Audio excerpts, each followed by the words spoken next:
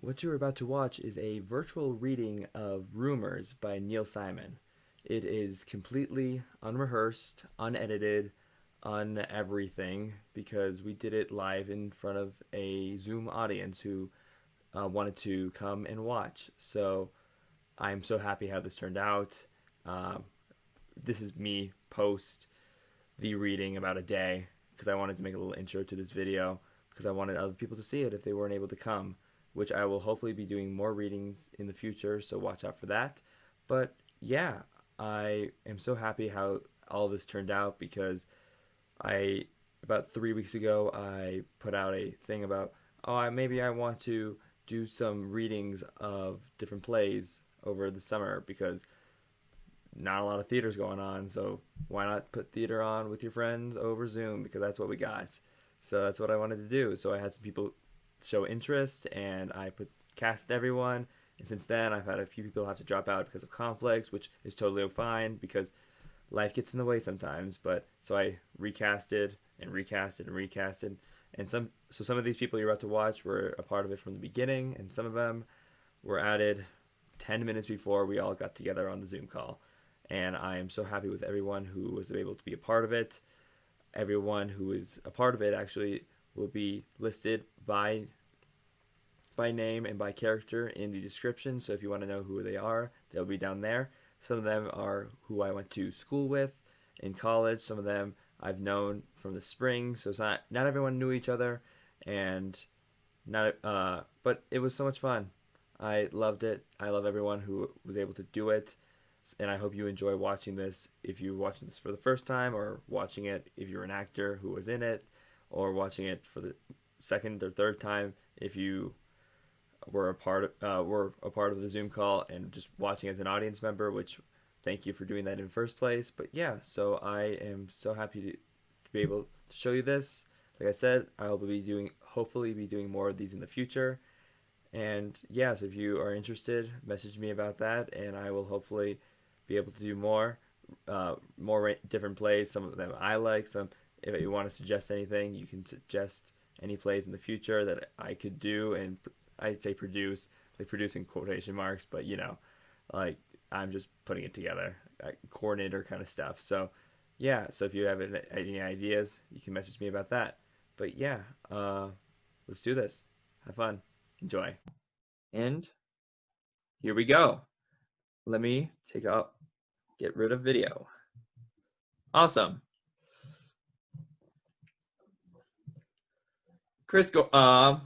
At Rise, it is about 8:30 at night on a pleasant evening in May. Chris Gorman, an attractive woman, mid-30s, paces anxiously back and forth, looking at her watch, biting her nails. She is elegantly dressed in a designer gown. She looks at the phone, then at her watch again. She seems to make a decision and crosses to the cigarette box on the table. She takes a cigarette out and then puts it back.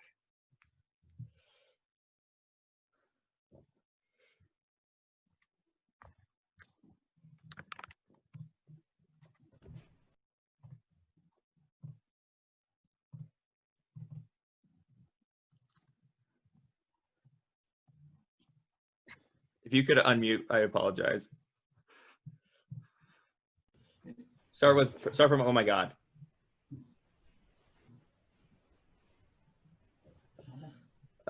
Suddenly, Charlie's bedroom door opens on the second landing, and Ken Gorman, about 40, dressed smartly in a tuxedo, but looking flushed and excited, comes out to the rail. They both speak rapidly. Did he call yet? Wouldn't I have yelled up? Yeah, call him again. I called him twice. They're looking for him. How is he? I'm not sure. He's bleeding like crazy. Oh my God! It's all over the room. I don't know how people decorate in white. If he doesn't call in 2 minutes, call the hospital. I'm going to have a cigarette, Ken! After 18 months, the hell you are. Hold on to yourself, will you? He rushes back in, closes the door behind him. She returns to pacing. God, I can't believe this is happening! He crosses to the cigarette box. The phone rings. She calls out. Ken, the phone is ringing! But he's gone. She crosses to the phone and picks it up. Hello? Dr. Dudley? Oh, Dr. Dudley, I'm so glad it's you. Your service said you were at the theater. Charlie's bedroom door opens. Ken looks out. Is that the doctor? I never would have bothered you, but this is an emergency. Is that the doctor? I'm Chris Gorman. My husband Ken and I are good friends of Charlie Brock. Is that the doctor? It's the doctor! It's the doctor! Why didn't you say so? He goes back in, closes the door. Mr. Dudley, I'm afraid there's been an accident. I would have called my own doctor, but my husband is a lawyer, and under the circumstances, he thought it better to have Charlie's own physician.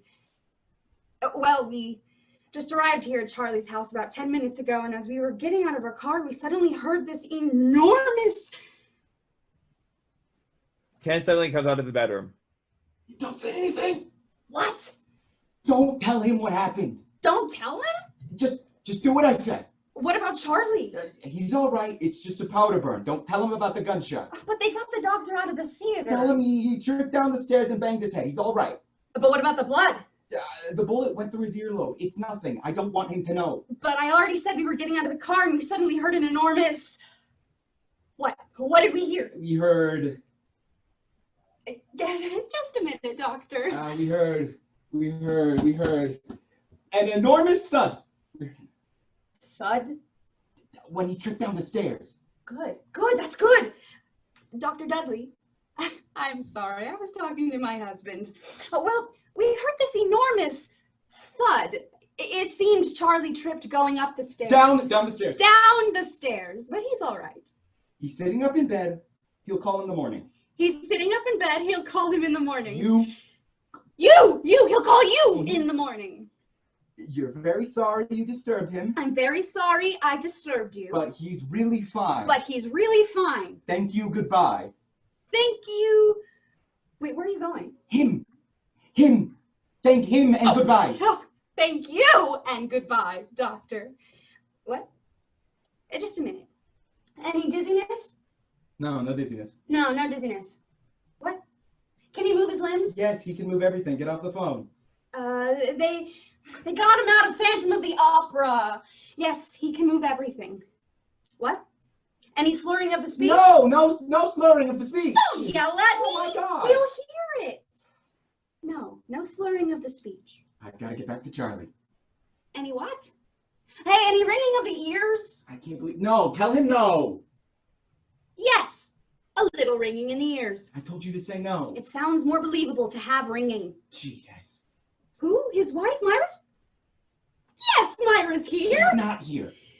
Don't tell him she's here. He'll want to speak to her. Dr. Dudley. My mistake. She's not here. I thought she was, but she wasn't. She just stepped out. She'll be back in a minute. Yes, I'll tell her to call. Ken goes back upstairs. Okay. Thank you, Dr. Dudley. Dudley. Enjoyed the show. Ken and I saw it. We loved it, especially the second act. Hey, who's playing the Phantom Are you tonight? going to review the whole goddamn show? Oh, Charlie's calling me. Just a minute, Charlie. He sounds a lot better. I have to go. Yes, doctor, I will. Don't you ever do that to me again. He must suspect something. I didn't get his name right once. If anyone calls again, don't answer it. Then why did you tell me to answer that one? Because I thought the bullet went through his head, not his earlobe. Fix me a double vodka. Ooh, I left Charlie standing in the shower. If he drowns, you're making that call. Ken goes into the bedroom. I don't know why we're always the first ones here. She fixes the vodka. We never came late once in our lives. Someone else could have dealt with all this. She goes to the cigarette box one more time. The doorbell rings. She jumps. Shit, oh shit. Who is that? Who is that? Am I near the door? Do you see people in here? You think I'm on roller skates? Let me think a minute. Take your time, because I don't answer doors. I only speak to Dr. Dudley. All right, it's Lenny and Ernie. One of the others. You gotta open the door. You've got arms reach down. I've gotta dry Charlie off and bandage his ear. Don't tell him what happened. I need a few minutes to figure this out. Can't you stall them? His best friends are coming to his 10th anniversary. His wife isn't here. He shoots himself in the earlobe, and I'm supposed to make small talk when they come in. Attempted suicide is a criminal offense. Not to mention a pretty ugly scandal. Charlie's deputy mayor of New York. He's my client and my best friend. I've got to protect him, don't I? Just play the hostess for a few minutes until I figure out how to handle this. The doorbell rings again. Play the hostess? There's no food out. There's no ice in the bucket. Where's the help? Where's the cheese dip? Where's Myra? What am I supposed to do until you get back? Play charades? I'm lucky I can still speak English. You're a lawyer yourself. Can't you figure out something to say? Contracts. I draw up legal publishing contracts. If someone walks in the door and wants to make a deal, I can handle that. Take it easy. Calm down. I'll be right back. The doorbell rings again. Put some slippers on Charlie and tell him to answer it. Would you relax? Drink my vodka. Drink my vodka. Why is a vodka better than 2 puffs of a cigarette? Because they know you quit, and if they see you smoking here, they'll know something's wrong. You mean falling at their feet is going to look better? The doorbell rings impatiently. Kenna runs into the bedroom and closes the door. Chris crosses to the front door. She opens it. Claire rushes into the living room. She's an attractive woman in an evening gown. She holds a handkerchief to the side of her mouth, a purse in the other hand. Claire, darling, you look beautiful. Oh, where's Lenny? In the car. We had an accident. Brand new BMW, 2 days old. The side door is smashed in. Don't tell Charlie and Myra. I don't want to ruin tonight for them. She crosses to the mirror and looks at her face. Oh my God, are you hurt? My lip is swelling. Jesus. I look like a trumpet player. Where's Lenny? He's coming. He's walking slowly. He got whiplash. His seatbelt went right around his neck and pulled him straight up. I left him dangling. Oh, sweetheart, I'm sorry. Is there anything I can do? Just don't tell Myra. This party means so much to her. Lenny comes in through the front door. He's wearing a tuxedo. One hand holds the back of his neck. In the other arm, he has a gift box from Steubens. Hi, Charlie. Hi, Myra. We're here, kids. They're upstairs, Lenny. Did she tell you what happened? Some stupid bastard shoots out of the garage like a Polaris rocket. I've got 4 doors on one side of the car now. How does your neck feel? Stretched out over to one side. I look like a Modigliani painting. Do you want a drink? I don't think that I could swallow past my shoulders. Of all nights for this to happen. Here's their gift. Steuben glass. He takes the box. If someone brings them a bottle of glue, they'll have a nice gift. He starts to dial the phone, carefully. Claire looks at her mouth in the hand mirror. I could have lost the tip of my tongue. I'd be speaking Gaelic the rest of my life. Waiting for his call. A brand new, spotless car, never touched by human hands, buffed and polished by German women in Munich, and now it looks like a war memorial. Hello? This is Leonard Ganz. Is Dr. Dudley there, please? Dr. Dudley? Yes, it is. I have a whiplash injury. I see. Do you know what theater he's in? Oh, God, I need a cigarette so badly. Could you? It's important. I'm at 914-473-2261. Thank you very much. Oh, I've got to settle my stomach. Is there anything to eat? Some knapes or something? Gee, I don't see anything. No knapes? Where's the cook? Myla? She makes great knapes. My lie, I didn't see her. I think she's off this week. Oh, sorry.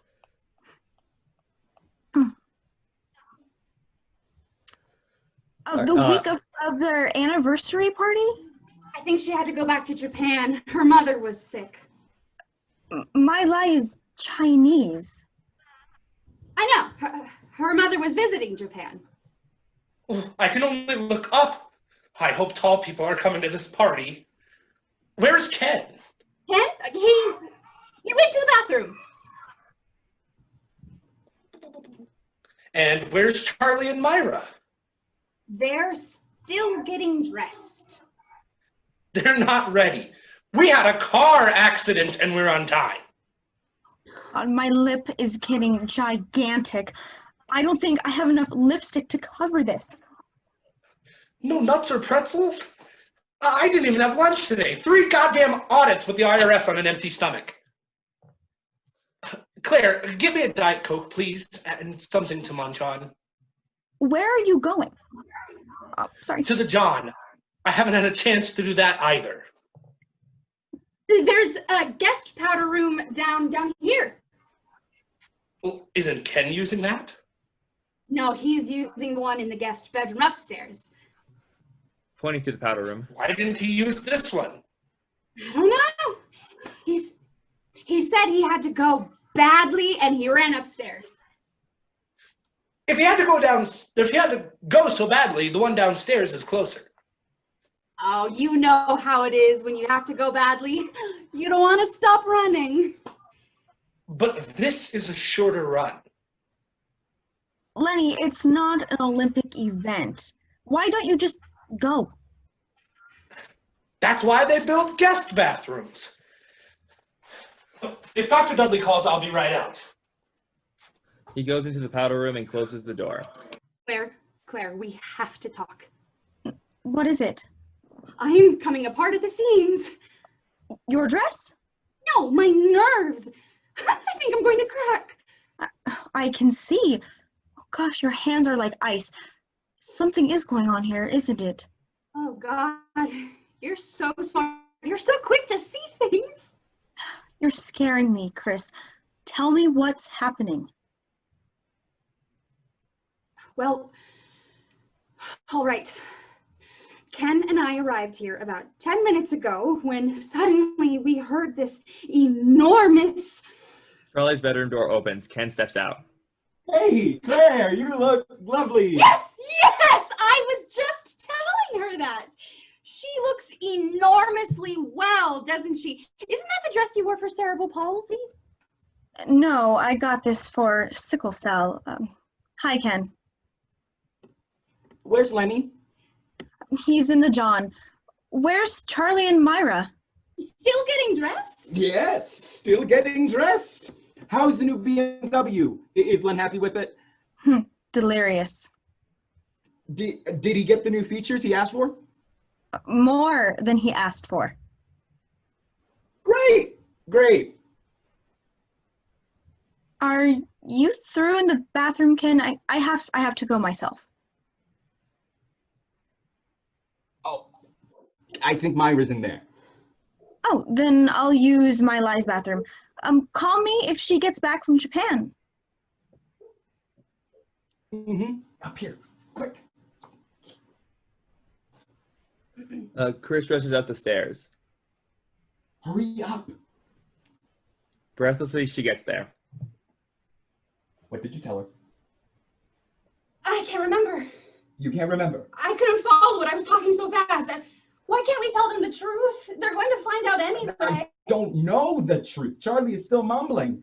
Now, go inside. He wants to see you. See me? Why does he want to see me? He's crying like a baby. I can't stop him. He needs a woman To do what? to cry on. I can reason with him, but I can't comfort him. Let him cry on your shoulder for 2 minutes. For Christ's sake. Is he still bleeding? I paid $1,200 for this dress.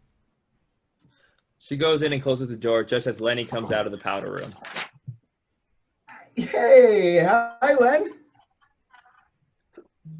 Oh, Jesus. Hi, Ken. Did you hear about the BMW? Yeah, congratulations. Excuse me. Where are you going? To the John? Didn't you just go? Yes, but not enough. Be right with you. He goes into the guest room just as Claire comes out of the kitchen with a bag of pretzels, unopened. This is very weird. Give me the pretzels. There's plenty of food in the kitchen, but nothing's cooked. Why didn't you open this first? He struggles with the bag. There's a duck, roast, ham, and smoked turkey, all defrosting on the table. There's pasta sitting in a pot with no water. Lenny can't open the bag. He bites into it. Everything's ready to go, but there's no one here to start it. Doesn't that seem strange to you?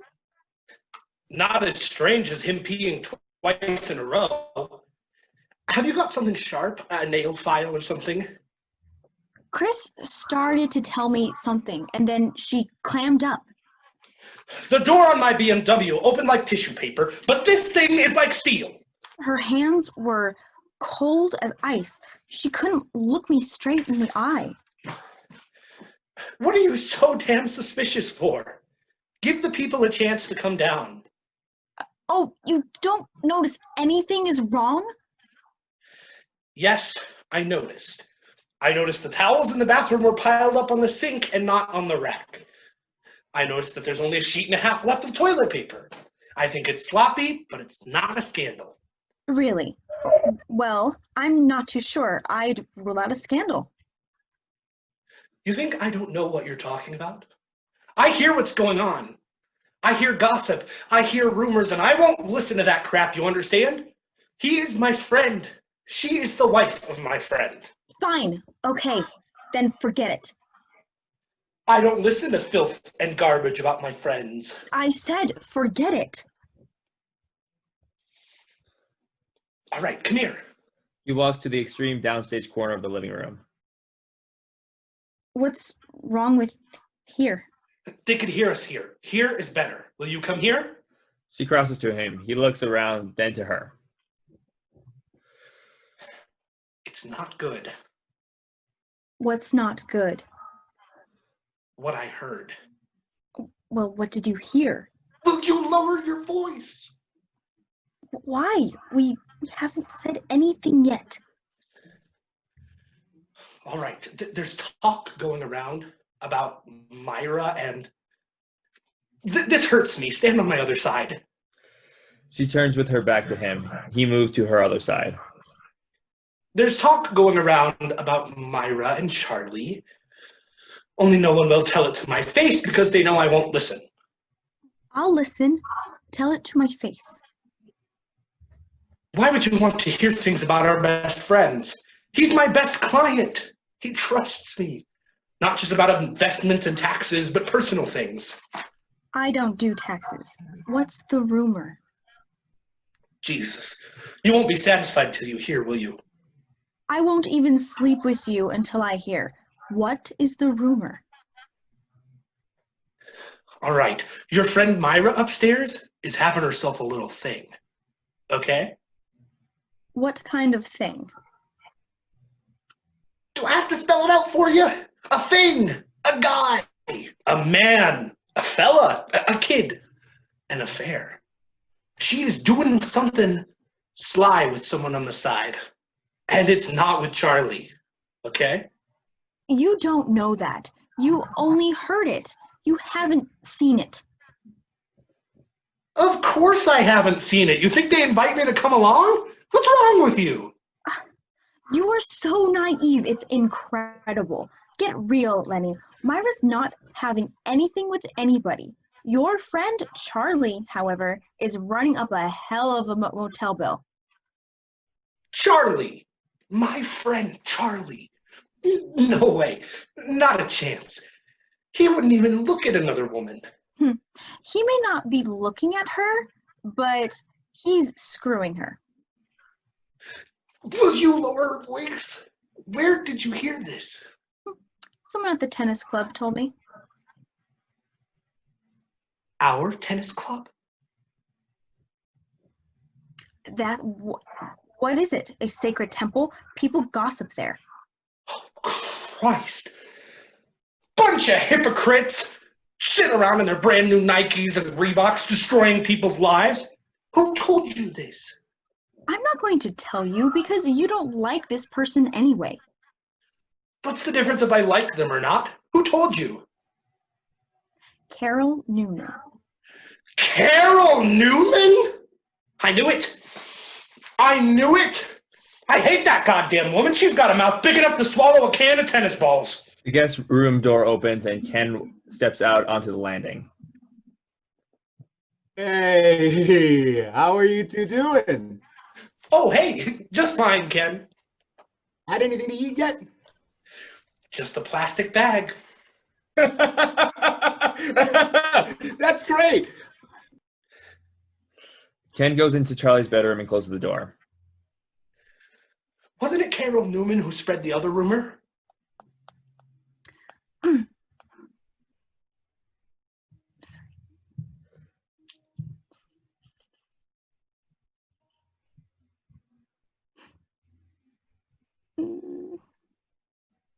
We're on page 22. Yeah, sorry, my script realigned. Okay, sorry. It's all good.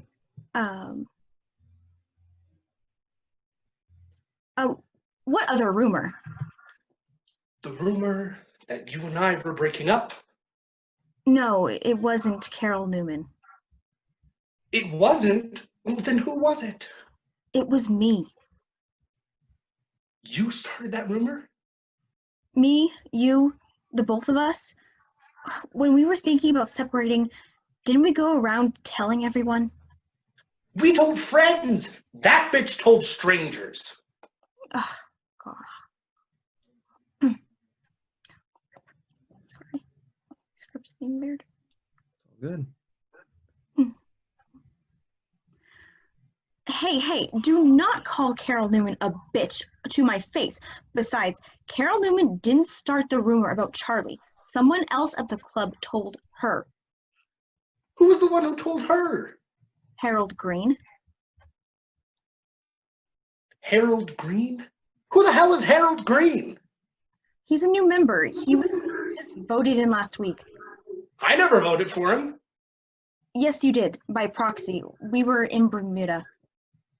I don't believe it. A goddamn proxy new member spreads rumor about my best friends. Who does he play tennis with?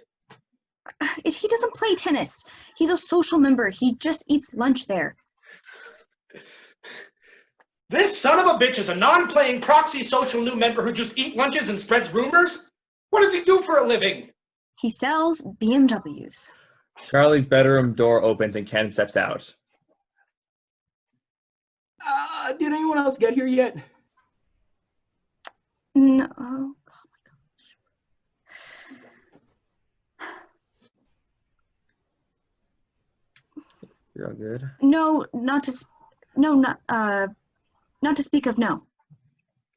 Is anything wrong? Why? Does anything seem wrong to you?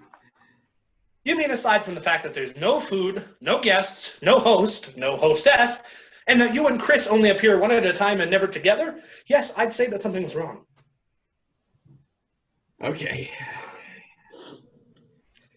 Okay, sit down, Len, Claire. Lenny and Claire sit. He sits in the chair opposite. All right, I can't keep this quiet anymore. We got a big problem on our hands. Aha! What did I just say, Claire? You just said, aha. What is it, Ken? Tell us. Charlie,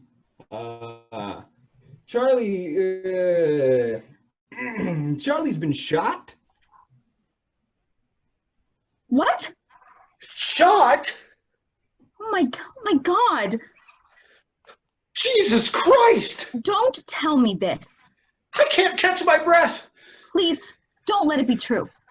Charlie! Charlie, no! No, Charlie, no!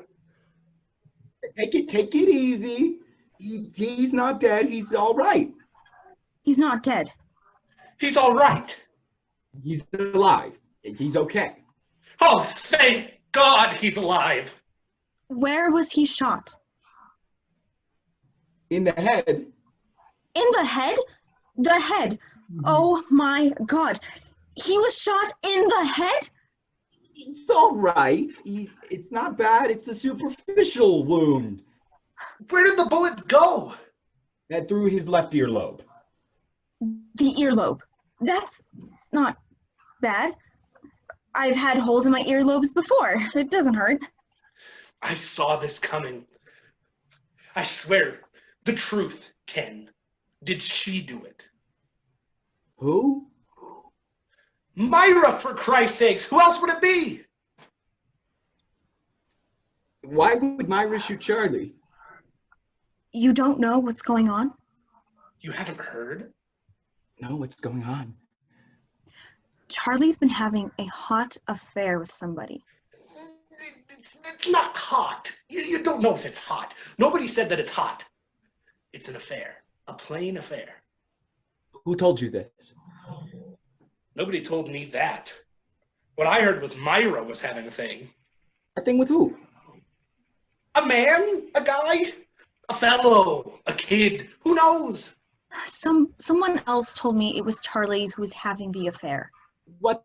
Someone else? Oh, some bitch at the club named Carol Newman. She is not a bitch. And she only told me what Harold Green told her. Who is Harold Green? Some goddamn proxy news social member who doesn't even play tennis. Comes to the club and eats lunches and spread rumors. Well, it seems to me Charlie's the only one who's having an affair if Myra was hysterical enough to shoot him. Listen to me, will you please? Myra didn't shoot him. Charlie fired the gun. He tried to kill himself. It was attempted suicide. Suicide? Jesus Christ! Oh my God. Don't tell me that! I don't believe it. No, Charlie, no! Charlie, no! Will you stop it? It's enough. The grieving. He's all right. Oh, Charlie. It's all because of that no-good fucking Harold Green. That guy's out of the club. I can get the votes. Okay, can we stick to the subject here? The main topic here, please. Nobody knows if anybody had an affair. I don't know why Charlie shot himself. So how is Myra taking this? My God, she must be a wreck. I should go up to her. Let me go up to her. Don't go up to her. There's no point in going up to her. She's not here. She's gone. She's gone? Charlie shoots himself in the head and Myra leaves the house? She walks out on him now? Now, when he's laying up there with a bullet in his ear. It's not in his ear. It went through. Will you listen to me, please? Oh my, maybe she wasn't even here when it happened. Chris and I were driving up when we heard the shot. The front door was locked. I ran around the back and broke in the kitchen window. I saw that. I thought maybe Myla did it and maybe Myra fired her, but I didn't know that Myla's mother was sick in Japan. Don't talk for a while. Let Ken and me talk. You just listen. So you broke in and rushed upstairs. Was he on the floor? No, he was sitting in bed. The television was on, one of those evangelist shows.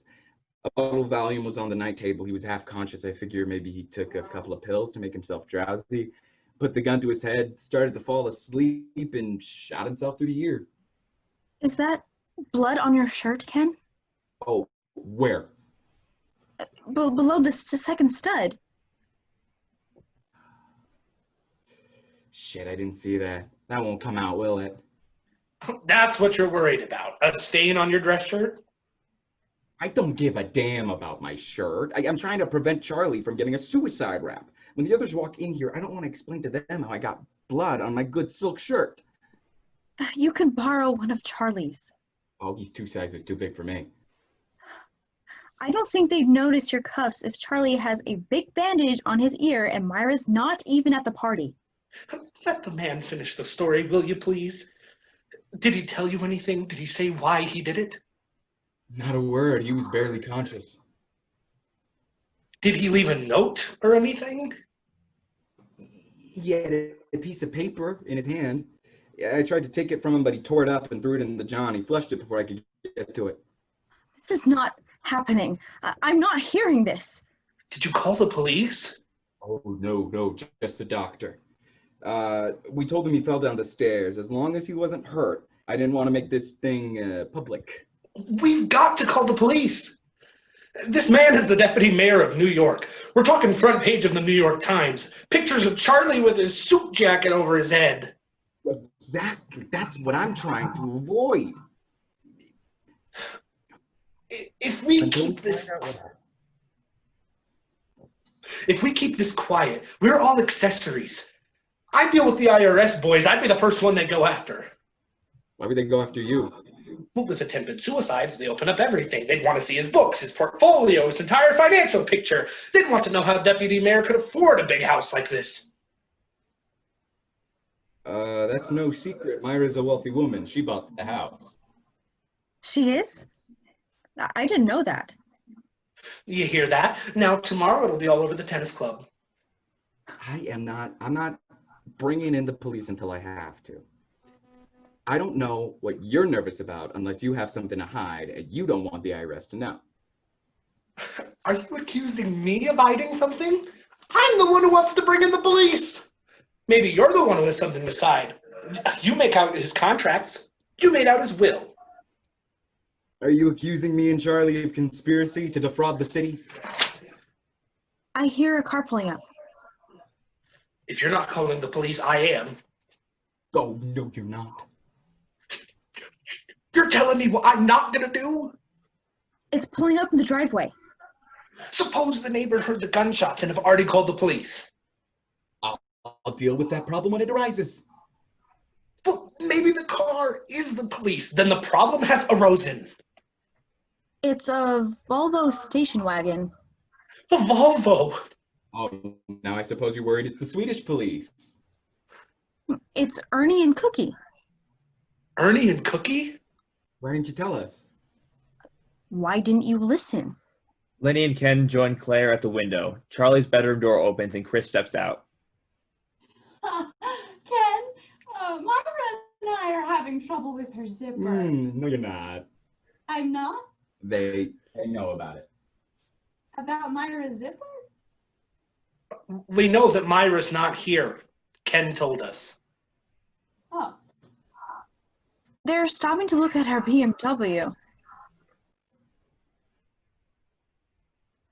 Did you tell them about Charlie cutting his ear shaving? They know everything. The gunshot, the earlobe, the flush note down the toilet, everything. Why didn't you tell me? You told them. They must think I'm an idiot. How is Charlie? He fell asleep. He's hugging the pillow with his thumb in his mouth. They're coming up to the house. I can't believe she's wearing a dress like that. Like to a party like this. All right. What do we do? Do we tell them or no? Why not? Ernie is Charlie's analyst. Everything you tell your analyst remains confidential. What his patients tell him. We're not his patients. His patient is asleep sucking his thumb. I can't believe I'm paying a babysitter for this night. The doorbell rings. They all freeze. So, what did we decide? Do we call the police or not? I say no. Cookie has her cooking show on television. Suppose she accidentally says something on the air. On a cooking show? Do you think she gives out suicide recipes? I think we say nothing until I find out what happened. Better safe than sorry. Claire, open the door. Chris, get us some drinks. Make it look like we're having fun. Chris rushes to the bar, gets drinks, and sits beside Lenny on the sofa. So what is it? We're telling Ernie, but we're not telling Cookie? We're not telling either of them. I'm sorry we told you. The doorbell rings. Just open the door. Claire, don't open the door until I get upstairs. If Charlie wakes up, maybe I can get the story from him. I took the Valium away from him. I hid them in the medicine cabinet. Gee, what a good hiding place. Exits to Charlie's room. Claire crosses to the front door. Lenny and Chris quickly sit on the sofa with their drinks as if they were having an amusing chat. So, Mrs. Thatcher replies, I don't know, perhaps it's in my umbrella stand. Are we ready? Yes, we're ready, we're ready! Claire smiles and opens the front door. Chris and Lenny break into a loud laughter. Ernie and Cookie are at the door. Ernie is at his Ernie is in his early 50s in a tux and carrying a gift box. Cookie is in her 40s wearing a god-awful evening gown. She carries a sausage-like cushion under her arm. Cookie, Ernie, it's so good to see you. Hugs them both. Oh, God, that is so funny. Lenny should have been an actor, I swear. Everybody, it's Ernie and Cookie. Hi, Ernie. Hi, Cookie. Hi, Cookie. Hi, Ernie. Hello, Chris. Hello, Lenny.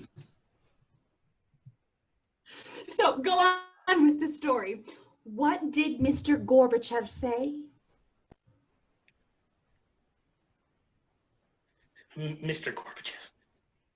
He said, I don't know, I've never ate cat food before.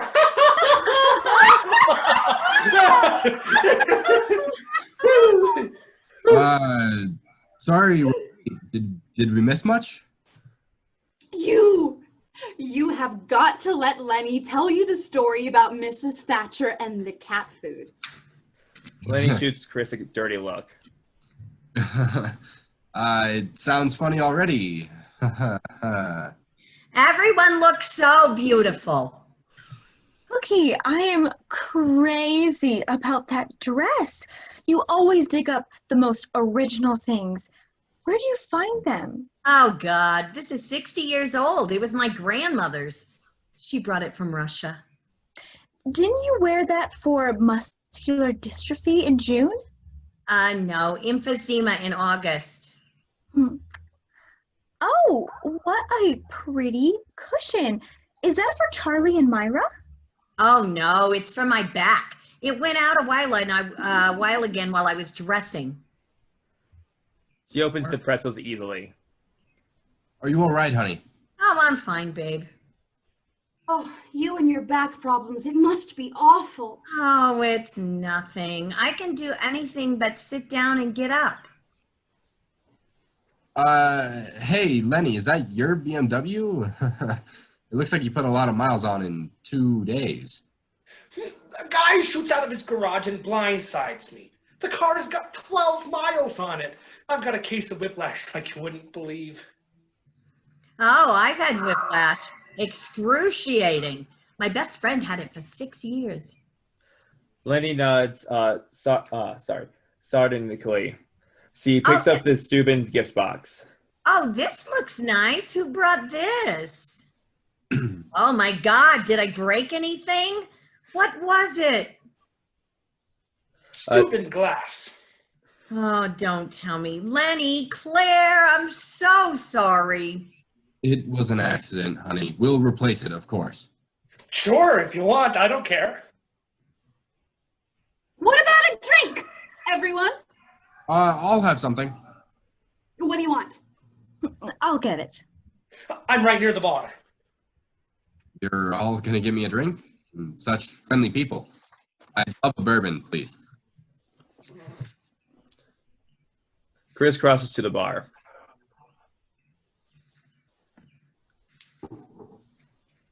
Oh, the cushion. I need the cushion. We're on page 31. Sorry. You're I totally fine. I should have let what's her name pick it up. Mulu.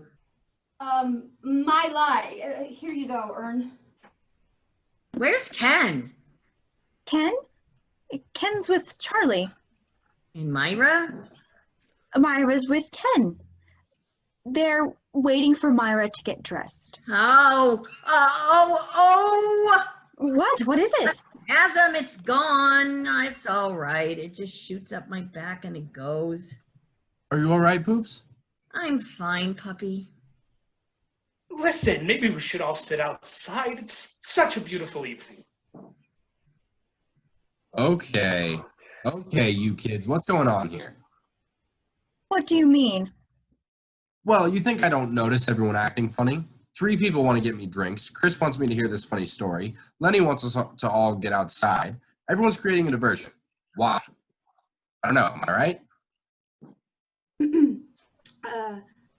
No wonder you're such a high-priced doctor. Okay, somebody's gonna have to tell him. Tell them what? About the surprise. What surprise? The surprise about the party. What surprise about the party? Well, I think it's just the cutest thing, isn't it, Claire? Oh God, yes. Tell them about it. No, you better tell them than I do. I'm sorry. I think I'm going to have to sit down. I'll help you. I'll do it. I got her. Oh, the cushion. I need the cushion. Here it is. You all right, chicken? I'm fine, Pops. So what's the big surprise about? Well, Charlie and Myra decided, because they were going to have their closest friends over to celebrate their 10th anniversary, they were going to have any servants. Uh-huh. No, no, nobody. Uh-huh. Isn't that terrific? No help, just us. Why is that terrific? Because we're all going to pitch in, like in the old days, before money, before success, like when we were all just starting out. Those were the best times in our lives, don't you think? No, I hated those times. I love success. But don't you find these are greedier times, lazier, more selfish? Nobody wants to work anymore. I work 14 hours a day. I cook 37 meals a week. I cook on my television show. I cook for my family. I cook for my neighbors. I cook for my dogs. I was looking forward to our relaxed evening. But I don't want to spoil the fun. What do we have to do? We have to cook. You mean all of us cooking in the kitchen together? Everyone except Charlie and Myra. Claire and I told them to stay up there and relax. We'll call them when we're ready. What are we gonna make? It's all laid out. Roast ham, smoked turkey, duck, and pasta. Roast ham? Duck? That's too much cholesterol for me. Ernie, we didn't come here to live longer, just to have a good time. I just don't understand why we're all wearing our best clothes to cook a dinner. That's not your best clothes. It's a 50-year-old Polish dress. A 60-year-old Russian dress. The dress is hardly an issue worth arguing about. I didn't say we wouldn't cook. You didn't say we wouldn't cook it. Why is everyone getting so worked up about this? All right, Ernie, let's not turn this into a group therapy, please. This is nothing like group therapy, Claire. You, of all people, should know that. Oh, terrific. Let's just name all the people in your Thursday night group, Ernie, eh? Oh, why are Ernie and I being attacked? We just walked in the door. Please lower your voices. We're going to spoil the surprise for Charlie and Myra. What surprise, it was their idea. Listen, I don't want to take the blame for ruining this party. I'll do the cooking myself, and Ernie will do the serving. Honey, no one's asking you to do that. Oh, yeah, if she wants to. Let her. Sure, why not? It's fine. Fine with us. If it makes her happy, she can clean up too. Okay, then it's settled. Just give me 45 minutes. I promise you this is going to be the best dinner party we ever had. Suddenly we hear a gunshot from Charlie's room. Oh my God! Everyone freezes. Cookie falls off back onto the sofa. Oh, give me a break. The hell was that? Charlie's bedroom door opens and Ken, looking harassed, looks out, comes out, looks over the railing, and tries to appear calm. It's fine. It is okay. It is all under control. Hi, Ernie. Hi, Cookie. Oh, Chris, honey, could I see you up here for a minute?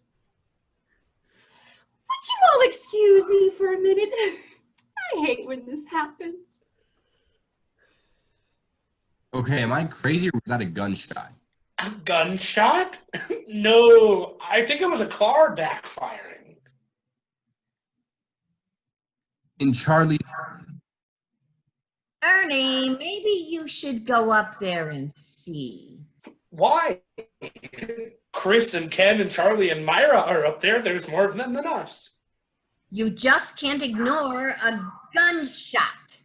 Ernie, please go up and see. Oh, I know exactly what it was. It was a balloon. They've been blowing up party balloons up there all day. What kind of balloon was that? I'm going up. Then how are we going to get the dinner ready? Charlie and Myra must be starved. You and Cookie get started. I'll have a white wine spritzer. Claire, why don't you put on some music? I'll be right down. Let me know if Dr. Doolittle calls. He disappears in Charlie's bedroom. The telephone rings. I'll get it. She crosses to the phone. I still think it sounded like a gunshot. Let's get dinner started, Ern. Help me up. Tries to get up from the sofa. Hello? Who? Dr. Cusack? Yes, he is. Who is it, please? Is that for me?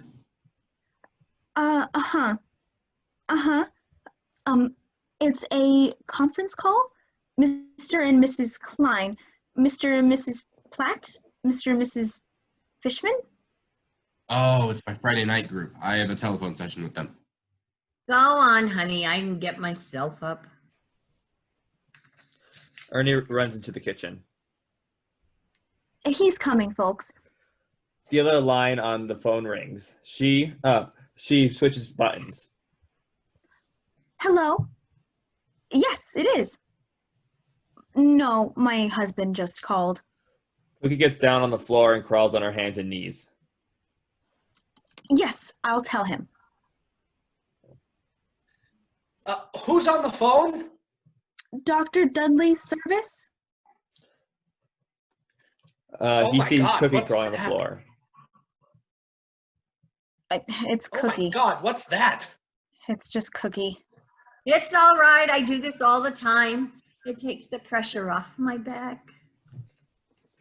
Where's Ernie? In there. He's got a session with Friday night group.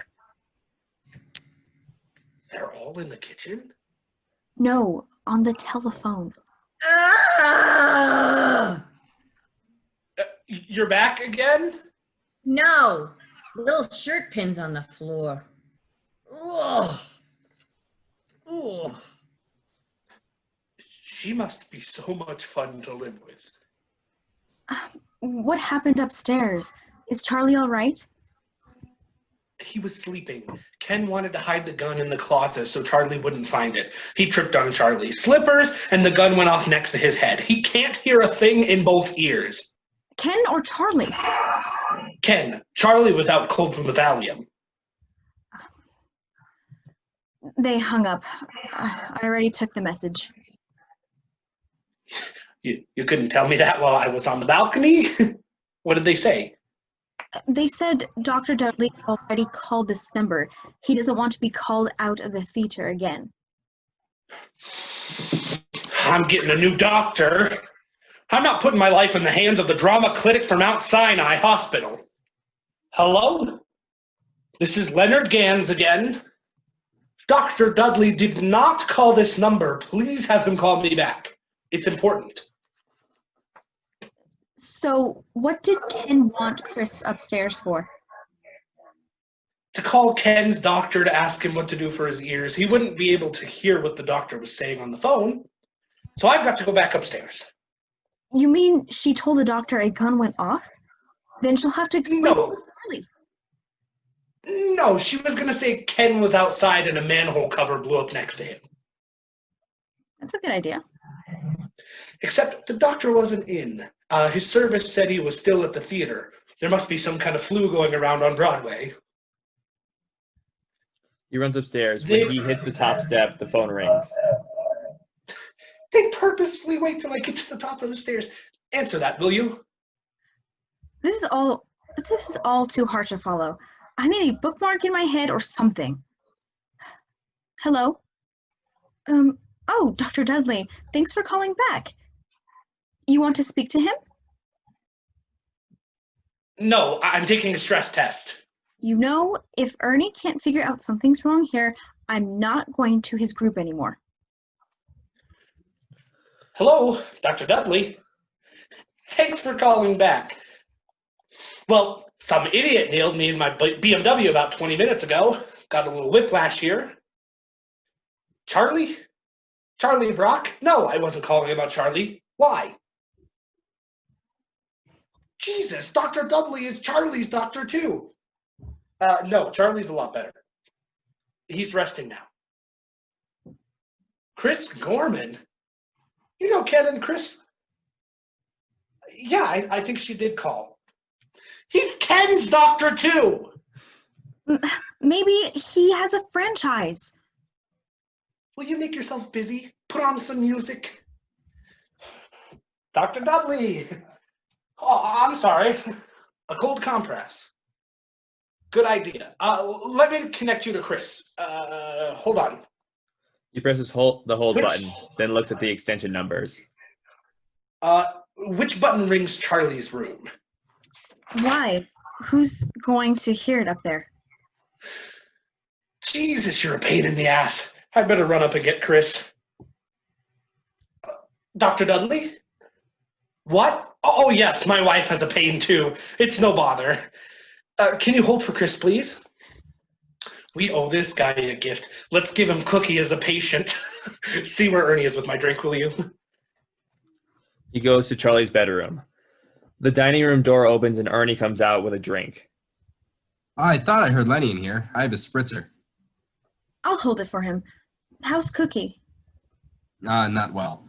I gave her some aspirins for her back, but she dropped them in the sauce. Good. Then we'll all get rid of our headaches. Did Lenny say what the sound was? The gunshot? It was a gunshot. No, I was referring to the sound you thought was a gunshot. Yeah, well, it wasn't a balloon. I know that. No, it was a can of shaving cream. It exploded. Shaving cream exploded. It's all right. It washes off. Incredible. Sticking her head out of the dining room door.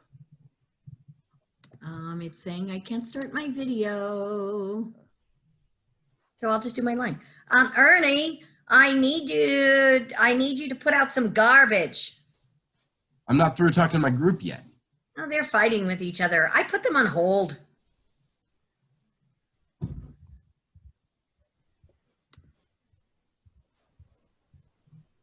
Sorry. Cookie and Ernie exit into the kitchen. Charlie's bedroom door opens and Lenny and Ken come out. Ken holds a towel over his ear. It'll clear up in a minute. These things don't last long. You think this will last long? Lie down in the guest room for a while, Ken. You'll feel better. Huh. Yeah, maybe if I lie down in the guest room, I'll feel better. Yeah, right. What did the doctor say to Chris? He referred her to another doctor. He's not feeling well himself. Oh, my neck is killing me again. Where is my spritzer? Is your sister here? No, my spritzer! Oh, come on, Ken. I'll heat that towel up again. Don't tell your sister about Charlie. Not till we hear the whole story. They go into the guest room. The kitchen door opens and Cookie comes out. She holds a ladle in one hand and her other hand supports a bag of ice on her hip. I got a problem, Claire. Can you help me? Ernie went out to the kitchen door to put some garbage bags at the back and the door locked. My hands are full of grease. Could you let him back in? Of Of course. We would all miss him terribly. I purposely went around so you wouldn't have to go out the door. Charlie's bedroom door opens and Chris steps out. Oh, hi! Where's Claire? Oh, she went out to the kitchen to let Ernie in. Oh, okay.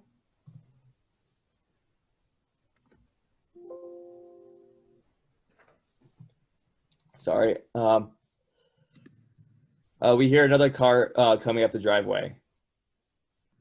We're on the bottom of page 38. Yeah. I apologize. No worries. The dining room door opens and Claire comes out. Oh, there you are, Cookie. The water's boiling over on the pasta. Why didn't you turn it down? I don't know. I don't watch your show. I'll get it. Ernie, get another bag of ice. I'm melting. I'm beginning to feel like one of my own patients. Charlie's door opens and Chris comes out.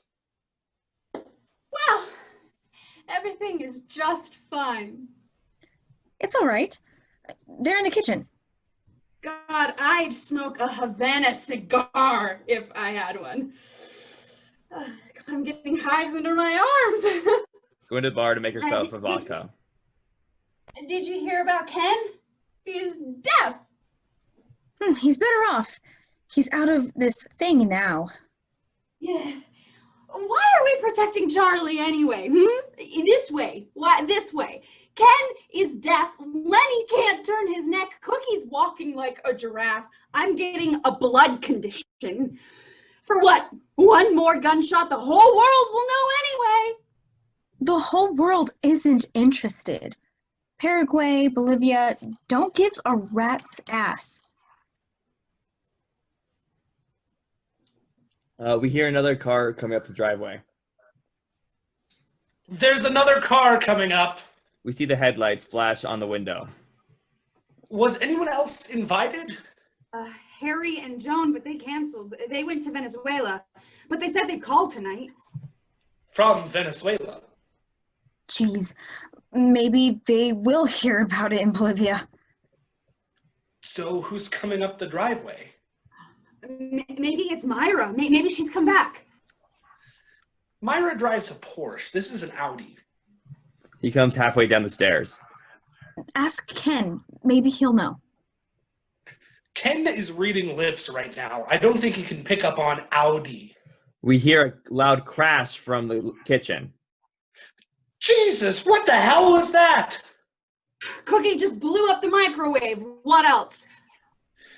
Chris, go inside and see what happened. Claire, go to the window and see who's coming. I'll go up and see how Ken and Charlie are doing.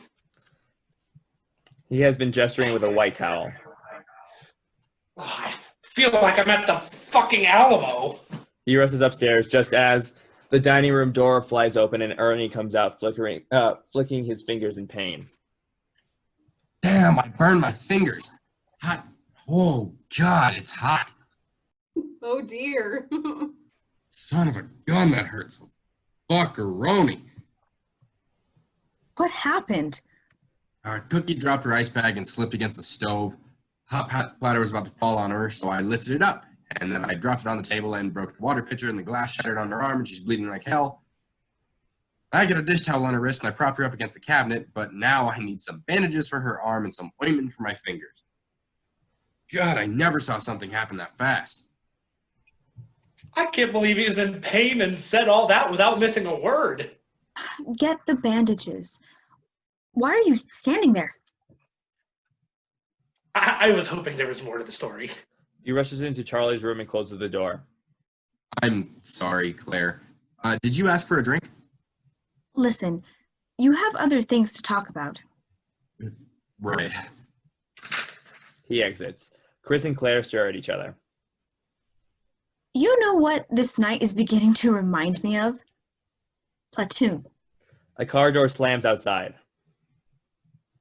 That's the car. I don't even want to know who it is. Why don't you go and look? Like it's going to be good news, right? She crosses to the window and looks out. It's Glenn and Cassie.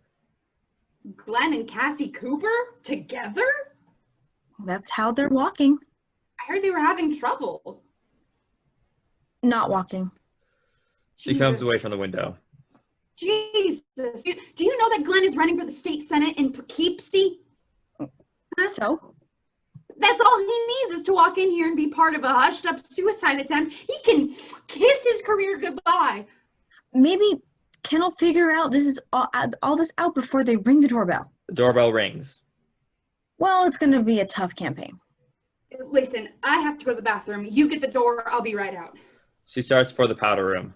Wait a minute. I haven't gone since I got here. Yes, you did, in my Lie's room. Yes, but no one was at the door then.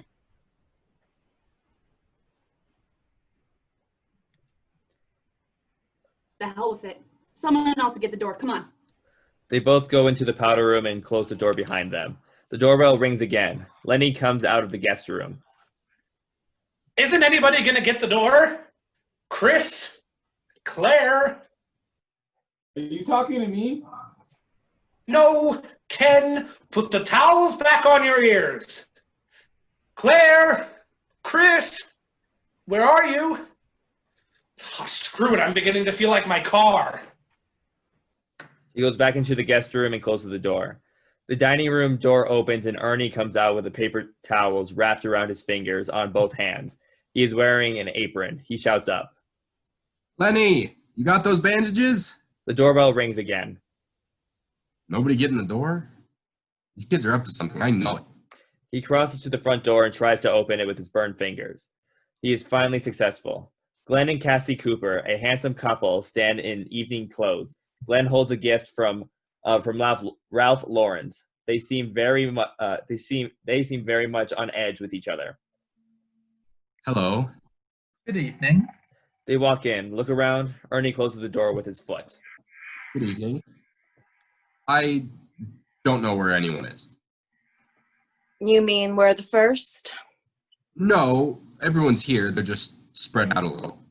Could I have a drink, please? Double scotch. Straight up. Perrier with lime, no ice. Sure, fine. I don't believe we've met. I'm Ernie Cusack. Hello, Ernie. Excuse my hands. Little accident in the kitchen. Oh, sorry to hear that. I would stay and chat, but my wife is bleeding in the kitchen. Your wife? Cookie. Water pitcher broke. Cut her arm. I burned my fingers. Oh, that's a shame. Oh, nothing to worry about. We'll have dinner ready soon. It was nice meeting you both. He returns to the kitchen. I wonder why they're not using the Chinese girl. Do I look all right? It's fine. I feel so frumpy. No, you look beautiful. My hair isn't right, is it? I saw you looking at it in the car. I wasn't. What were you looking at then? The road, I suppose. I can always tell when you hate what I'm wearing. Love that dress I always have. This is the first time I've worn it. I've always admired your taste, that's what I meant. It's so hard to please you sometimes. What did I say? It's what you don't say that really drives me crazy. Oh, what I don't say? How can it drive you crazy if I don't say it? I don't know. It's the looks that you give me. I wasn't giving you any looks. You look at me all the time. Yes, you're always asking me to look at you. It would be nice if I didn't have to ask you, wouldn't it? It would be nice if you didn't need me to look, which would make it unnecessary to ask. I can't ever get any support from you. You've got all the time in the world for everything and everyone else, but I've got to draw blood to get your attention when I walk into a room. We walked in the room together. It was already done. Kizzy, please don't start. We're 45 minutes late as it is. I don't want to ruin this night for Charlie and Myra. We're 45 minutes late because you scowled at every dress I tried on. I didn't scowl, I smiled. You always think that my smile looks like a scowl. You think my grin looks like a frown and my frown looks like a yawn. Don't sneer at me. It wasn't a sneer, it was a peeve. God, this conversation is so banal. I can't believe any of the things I say and we sound like some fucking TV couple. Oh, now we're going into language, right? No, Mr. Perfect, I will not get into any language. I don't want to risk a scowl, a frown, a yawn, a peeve, or a sneer. God forbid I should show a human imperfection. I'd wake up with the divorce papers in my hand. Oh, what is that lovely lately with divorce? Where does that come from? I don't look at you sometimes because I'm afraid you're thinking I don't like the way I'm looking at you. I don't know what the hell you want from me, Glenn. I really don't. I don't want anything from you. I mean, I would like it to be the way they were before it got to be the way we are. God, you suffocate me sometimes. I want to go home. You go home. We just got here. We haven't even seen anyone yet. I don't know how I'm going to get through this night. They all know what's going on. They're your friends. Jesus. And you expect me to behave like nothing's happening. Nothing is happening. What are you talking about? Don't you fucking lie to me. The whole goddamn city knows about you and that cheap little chippy bimbo. Keep it down. Nothing is going on. You're blowing this up all out of proportions. I hardly know the woman. She's on the Democrat fundraising committee. I met her and her husband at 2 cocktails parties. For God's sake. 2 cocktail parties, huh? Yes, 2 cocktail parties. Do you think I'm stupid? What? You think I'm blind? No. You think I don't know what's been going on? Yes, because you don't. I'm going to tell you something, Glenn. Are you listening? See my ears perking up? I've known about you and Carol Newman for a year now. Amazing. Since I only met her 4 months ago. Now I'm asking you to please lower your voice. That butler must be listening to everything. You think I care about a butler and a bleeding cook? My friends know about your bimbo. What do I care about domestic help?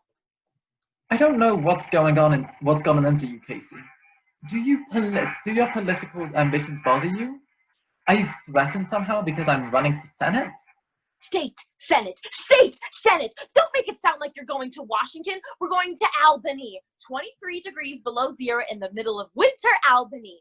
You're not New York Times Man of the Year yet. You understand, honey?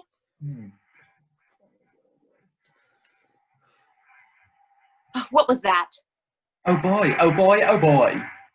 Oh, like I'm behaving badly, right? Like I'm the shrew witch wife who's giving you such a hard time. I'll tell you something, Mr. State Senator. I'm not the only one who knows what's going on. People are talking, kiddo. Trust me. Oh, what do you mean? You haven't said anything to anyone, have you? Oh, is that what you're worried about? Your reputation, your career, your place in American history? Well, you know what your place in American history will be? A commemorative stamp of you and the bimbo in the motel together. Oh, you are so high put together. You're out of control. You've been rubbing your quartz crystals again, haven't you? I told you to throw those goddamn crystals away. They're dangerous. They're like petrified cocaine. Cassie's looking through her purse. Oh, don't take it out, Casey. Don't have your crystals at the party. It makes you crazy. She takes out her crystal. He grabs for it. Put it away. Don't let my friends see what you're doing. Fine. Don't let my friends see what you're doing. The guest room door opens. Lenny comes out onto the balcony. Glenn! Cassie, I thought it was you. How you doing? I'm feeling better, thanks. Not you, Ken. It's Glenn and Cassie. We're fine. It's great. Hi, Len. Casey, it's Len. Casey. Leonard. Did it suddenly freeze up out there? He's up? Isn't that an icicle Casey has there? No, it's a quartz crystal. Oh. Where's Chris and Claire? Did somebody come in? Glenn and Casey! I told you! It's Ken. His ears are stuffed up. Bad cold. Who let you in? The butler. The butler. The butler's here. Getting us drinks. Is he alone? No, the cook's with him. My lie? Oh, God, what a relief. They came back. We didn't have any help here for a while. Really, where's Charlie and Myra? Charlie and Myra? I guess they're in their room. My towel fell off, Lenny. I'll get you a towel! I've got to get the bandages first. Excuse me, kids. I've got to get some bandages. He knocks on Charlie's door. Myra, is it all right if I come in? Sure, come on in. He goes into Charlie's room and closes the door. The guest room door opens and Ken comes out. Lenny? Lenny, where'd you go? Glenn and Casey look up. Ken? Hi, it's Glenn and Casey. Lenny? Is that you? Who is that? Glenn? Is that Glenn? Yes. And Casey, I hear you have a cold? You think I look old? I haven't been sleeping well lately. Hi, Casey. Do the others know you're here? Yes, we just saw Lenny. Have you seen Lenny? Yes, we went into Charlie's room. He went into Charlie's room. I'm sorry, I can't hear anything. A manhole cover just blew up next to my ear. That's terrible. I said a manhole cover just blew up next to my ear. Yes, I hear you. I'm sorry, I can't hear you. Anyone getting you a drink? Yes, the butler. Sorry, there's no help here. They're in the Orient somewhere. Think he's gone dotty. Yes, a hot toddy would be nice. I'm gonna go see if Lenny is in Charlie's room. We're all coming down soon. Myra, mind if I come in? Sure, honey, come on in. Ken I'll be goes right into back. Charlie's room. Yeah. I'll be right back. You going? To rinse off my crystal. I suppose you'd like to make a quick call while I'm gone, huh? Is anyone in there? Who is it? Cassie. Who's that?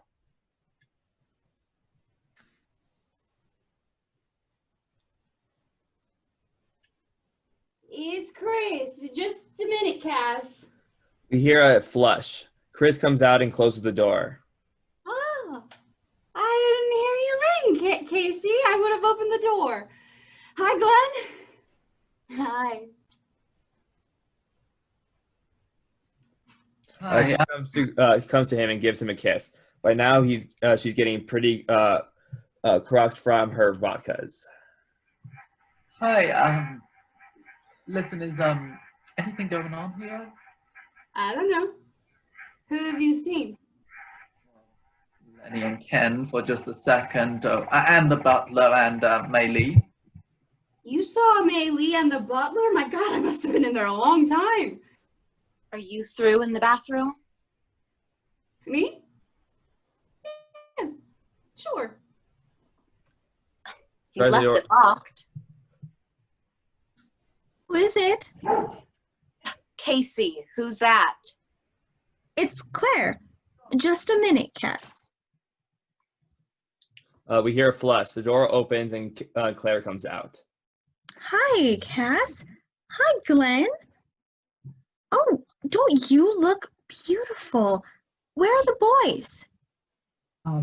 Well, Lenny and Ken are up with Charlie and Myra. Myra sounded very excited. You spoke to Myra? No, I had to talk to Ken and Len. I'd love to have a copy of that conversation. Is anyone else in the bathroom? Because I have to go. She looks inside and goes in and locks the door behind her. My Lie and the butler are here. You're kidding. Where's Ernie and Cookie? Oh, I just met Ernie. Isn't he the butler? Oh, no. Okay, we've got that one cleared up. They're just back from the Orient. I imagine so. You're so well informed. Why is everyone up in Charlie's room? Oh, there was something on TV they all wanted to watch. Right.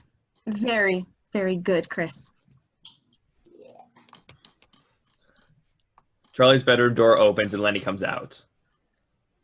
Well, this is beginning to look like a party. Yeah. What are you all watching up there Up where? on TV? You know, the thing you went up to watch with Ken and Charlie and Myra. Oh, oh, that thing, that show, the PBS special on, what's his name? Hitler?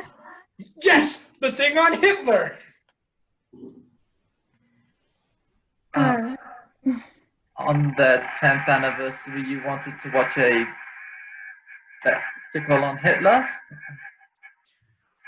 Hitler as a boy, a whole new slant on him. Comes out of the dining room door. He carries 2 drinks. Dinner's coming along.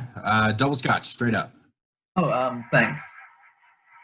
Lenny, have you got the bandages? The bandages. Yes, I have them. I left them on Hitler, on the television. I'll be right back. He runs back upstairs and into Charlie's room, closing the door behind him. Listen, I'm sorry. I mistook you for the butler. I kind of thought you did. No, I'm an analyst. For Pete's sake, I'm Glenn. How's your wife doing? The spaghetti's boiling, but the duck is still frozen. No, I meant her arm. Oh, not too bad. She's a trooper. Her fingers are cramping up a little bit. Well, maybe she ought to see a doctor. Charlie has one 10 minutes from here. Dr. Dudley. Oh, we called him. He's busy. Oh, no, yeah, we called him. He's busy. You called about Cookie's arm? No, about Lenny's neck. Lenny's neck? And when the doctor called back, we told him about Ken's ears. Isn't that incredible? From a can of shaving cream exploding. Uh-huh. I thought it was a manhole cover. It was. But the pressure from the manhole cover made the shaving cream can explode. I didn't hear that. Coming out of Charlie's room with the bandages, he runs downstairs. I got him. I got him. There certainly is some excitement around here. Guess who's Glenn's doctor is? You're kidding. I wish I did his taxes. Wait a minute. Glenn Cooper from Poughkeepsie. You're running for the state senate. Oh, that's right. I have a good friend who knows you very well. Really? Who's that? Harold Green. Harold Green? Harold Green? I know Harold Green. We went to the University of Pennsylvania together. Haven't seen him in years. What's he doing now? He's a proxy new social member who just eats lunches and doesn't play tennis. At your club. Ernie, Cookie's waiting in the emergency room. Right. There's your wife's Perrier. Nice to meet you, Glenn. Thought I was the butler. Charlie's door opens and Ken comes out. Somebody, please. I need a drink really bad. How's your ears, Ken? A beer would be just fine, thanks. Maybe Charlie has some eardrops. Did you see any in the medicine cabinet when you were getting the bandages? No, I didn't think about that. Well, I'll go up and look. He starts to go upstairs. Lenny and Ken block him. No, I remember. I looked. There weren't any. I forgot I looked. The telephone rings. Is there a cat in here? A cat? I just heard a cat meow. The telephone rings again. There it is again. That's the phone, Ken. Why would he want a bone? It's a cat, not a dog. Mm-hmm. The telephone rings again. I'll get it. We're hungry too, pussy. We haven't eaten either. Hello? Who? Oh, I'm sorry, operator. We have a bad connection. Oh, yes, yes. It's Harry and Joan from Venezuela. They're calling Charlie and Myra. Oh, this is going to be good. It's Casey's cousin. Wait, I'll get Casey. I'm sure she'll want to speak to her. Casey? Hello, Joni. It's Lenny. How are you? Yes, everybody's here. Yes, we're having a great time. Casey? Charlie and Myra? Of course they're here. What did you think?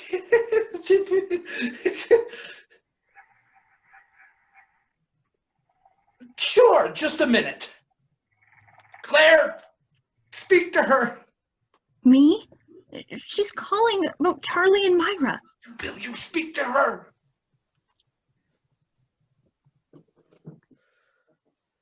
Casey, it's your cousin Joan from Venezuela.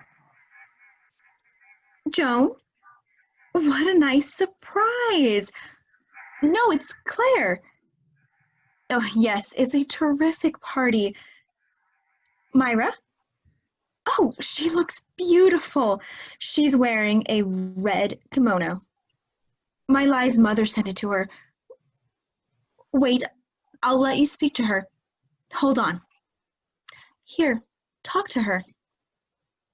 Don't give me the phone. I'll drive your kids to school for a year. I've done my part. I'm not the Red Cross.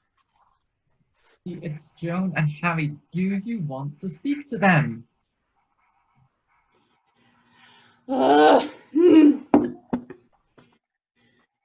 Joan? Hi, sweetheart. How's Venezuela? No, it's Chris. You sent a gift? A crystal vase from students? Gee, I think it's broken. Wait, Myra will tell you about it. Casey, you're right. Who didn't speak to her yet? Ken. Ken didn't speak to her. Ken, do you want to speak to Joan? What? Joan, do you want to speak to Joan? Sure, I'd love to go home. Joan, this connection is bad. I think I'm losing you. Casey, will you hurry up? We're losing connection. Come on, will you? Ernie and Cookie come out of the kitchen. She holds a hot casserole. He holds 2 bottles of wine. It's Din, everyone. The bathroom door opens and Casey comes out in a state of shock. Who did that? Who banged on the door? I did.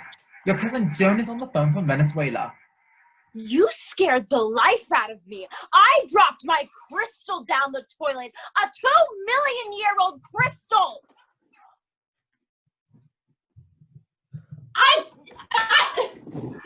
I can't take this, Ken. Here, you can't hear anyway. What's the difference? Ken holds the phone, bewildered. As she walks away, she trips on the phone wire and falls flat on her face. Stand there, idiot. Go get my crystal. Hey, just cool it, Casey, okay?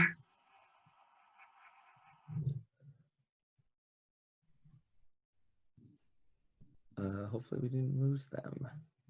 I'll go get Hello? Myra and Charlie. Hello? No, I'll get them. I'll get them. Myra and Charlie. Myra and Sean. Oh, shit. There it goes. Oh, this time it's permanent.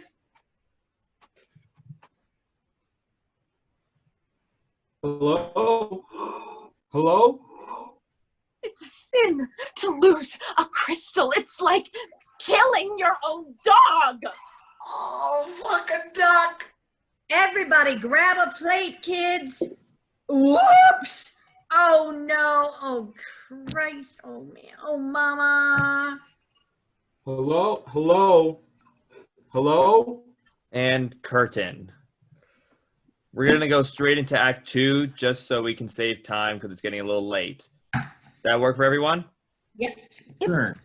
Awesome. Act 2. Scene, 1 hour later. Plates of eaten food are about. Opened wine and champagne bottles are scattered about.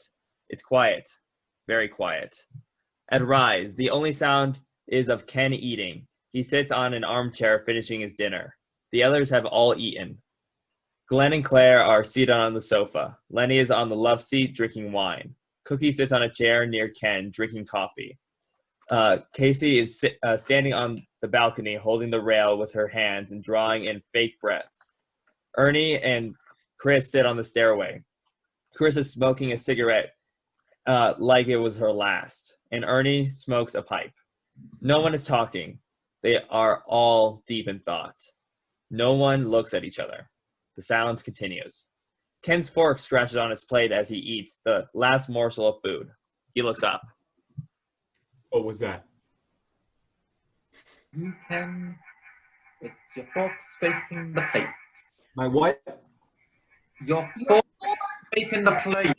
Wait. You're fading out again, Ken. Glenn. That wasn't me, Ken. That was Chris. I can't make out voices now. It's just a little here and there. You think I can have another cigarette? No cigarettes.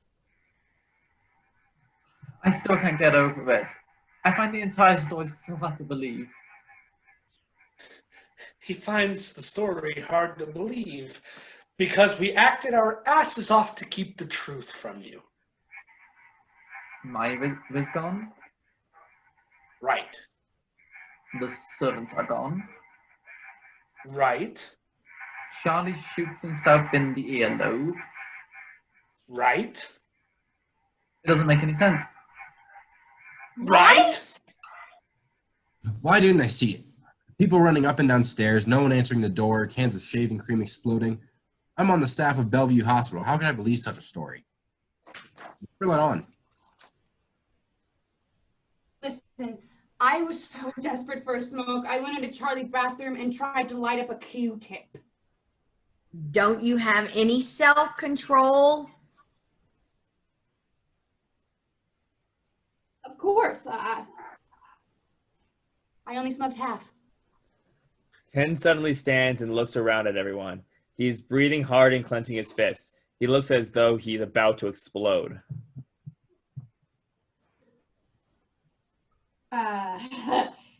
Something's wrong with Ken. Maybe he's still hungry. You want seconds, Kenny? No, he wants to say something. Be quiet a minute, everyone. What is it, Ken? I can't take it anymore. The pressure is killing me. I'm sorry, but I have to do it. Myra isn't here. The servants aren't here. Charlie's upstairs. He shot himself through the earlobe. Maybe it's attempted suicide. Maybe it wasn't. I don't know. I don't care. I'm glad it's over with. It's all right, Ken. We know. Lenny told us. You know? Yes. Who told you? Lenny told us. Glenn told you? No, Lenny. Lenny told us. I wish he were deaf again. Is it true, Lenny? Did you tell them? Oh, finish your goddamn dinner and leave us alone, will you? All right, take it easy. He's been under a big strain. And I haven't? I was acting my goddamn head off that Myra was here. I had actual conversations with her up there. I even did her voice in case someone was listening. Was that you? You could have fooled me. I did. That's right, you did. So, You really weren't watching Hitler on PBS. No, we stopped everything to watch the rise and fall of Adolf Hitler. I don't believe you people. Sounded so real, I believed it. What about you, Mrs. Cooper? What's her name? Casey? What about you, Casey? Do you think something strange was going on? Yes, for about 6 months now. How do you mean? What does she mean? You have to forgive her. She's still very upset about losing her crystal. We could call a plumber.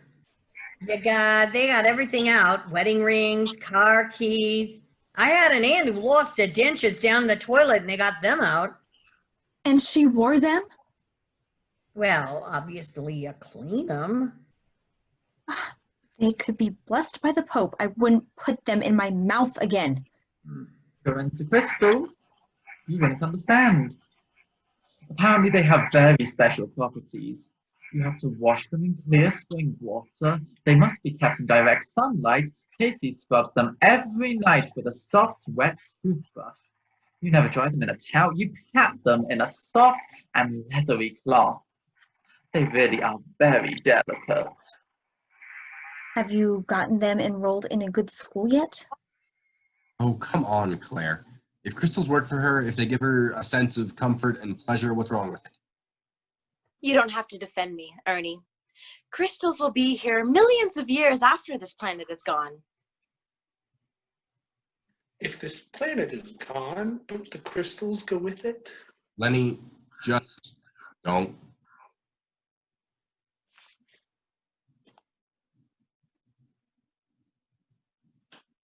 I don't know if this would help her any, but there's a big crystal chandelier in the dining room.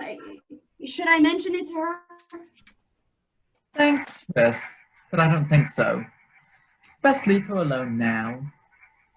I'm not dead, you know. I can hear. Maybe Ken can't, but I can. I can unscrew the toilet myself. I've done it before. I don't think it's the time or the place to fix toilet sugar. Yes, perhaps another time, another place. Bleeding arm and all cookie. That was one hell of a meal. My hat's off to you. Here, here. Bravissimo. I like the duck. The duck was great. Really crispy. Great. Really crispy. And the pasta was especially good. Did you think so? How long did you boil it? Hey, Doesn't anybody Quiet, everybody, quiet. What is it, Ken? Doesn't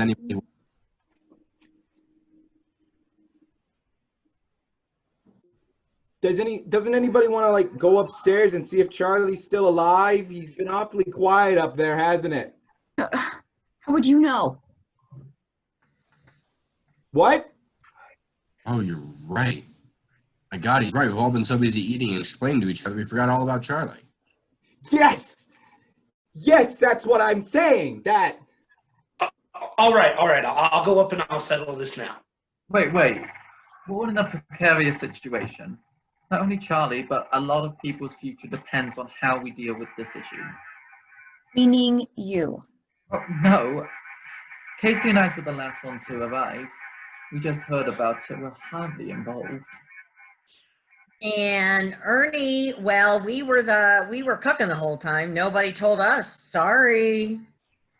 I wanted to call the police. Ken wouldn't let me call the police. Claire, didn't I want to call the police? Lenny wanted to call the police. So what are you saying? That it's Ken's responsibility? He takes the rap for this? Oh, no, maybe not. No, not at all. That's not. Why would you say that? Nobody's saying that. And what we're saying is, if it comes down to it, he is the most logical. That's all. I can't believe this.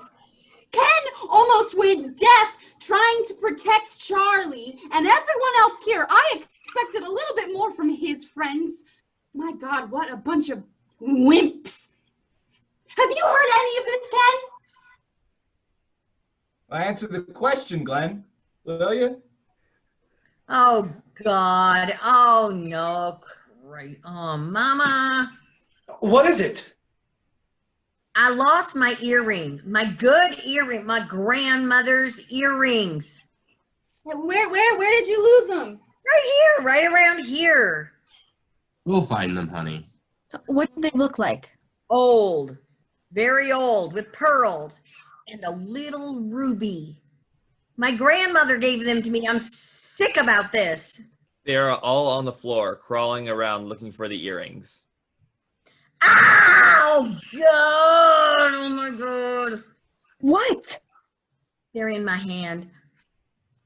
I forgot I had them. I'm so stupid. Forgive me, everybody. I'm so sorry. So what were we saying?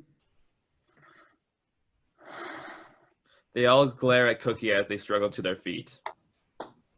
Glenn, I'm a little worried about your wife. Do you think she's all right? She's just in there to figure out some other way to get back at me. She'll come out. The powder room door suddenly opens and Casey stands there with one arm extended up the door. Her hair is brushed over one eye. She looks sexy as hell, with a malevolent grin on her face. Everyone turns to look at her. You got one. Casey crosses to the sofa, sits on the arm next to Lenny, practically leaning on him.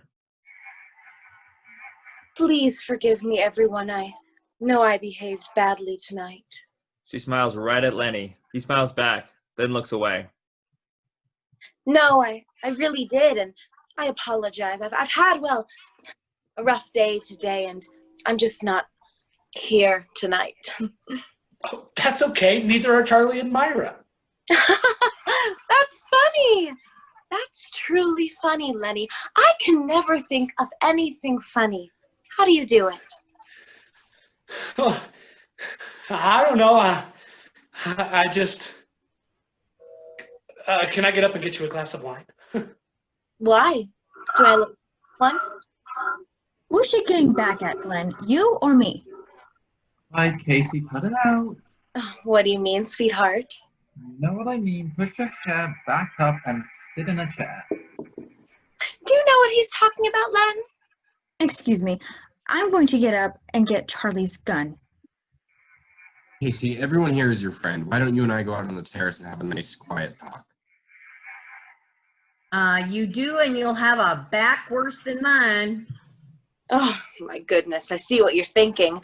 That is really incredible because the same exact thing happened to Glenn and me last week at a cocktail party for the Democratic Fundraising Committee. There was the nicest woman there. Very attractive, very sweet, very refined. And because I sometimes can feel so silly and so insecure, I thought she was coming on to Glenn. They got up to dance and they were as close as freshly laid wallpaper. Okay, Casey, I think we're going. The intercom on the phone buzzes. Excuse me, I must have eaten too fast.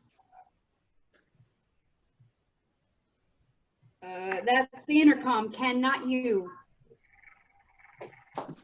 I'll get it. Hello? Charlie! Are you all right? It's Charlie. Molly? Who's Molly? Charlie! It's Charlie, not Molly! Yes, Charlie, we're all here.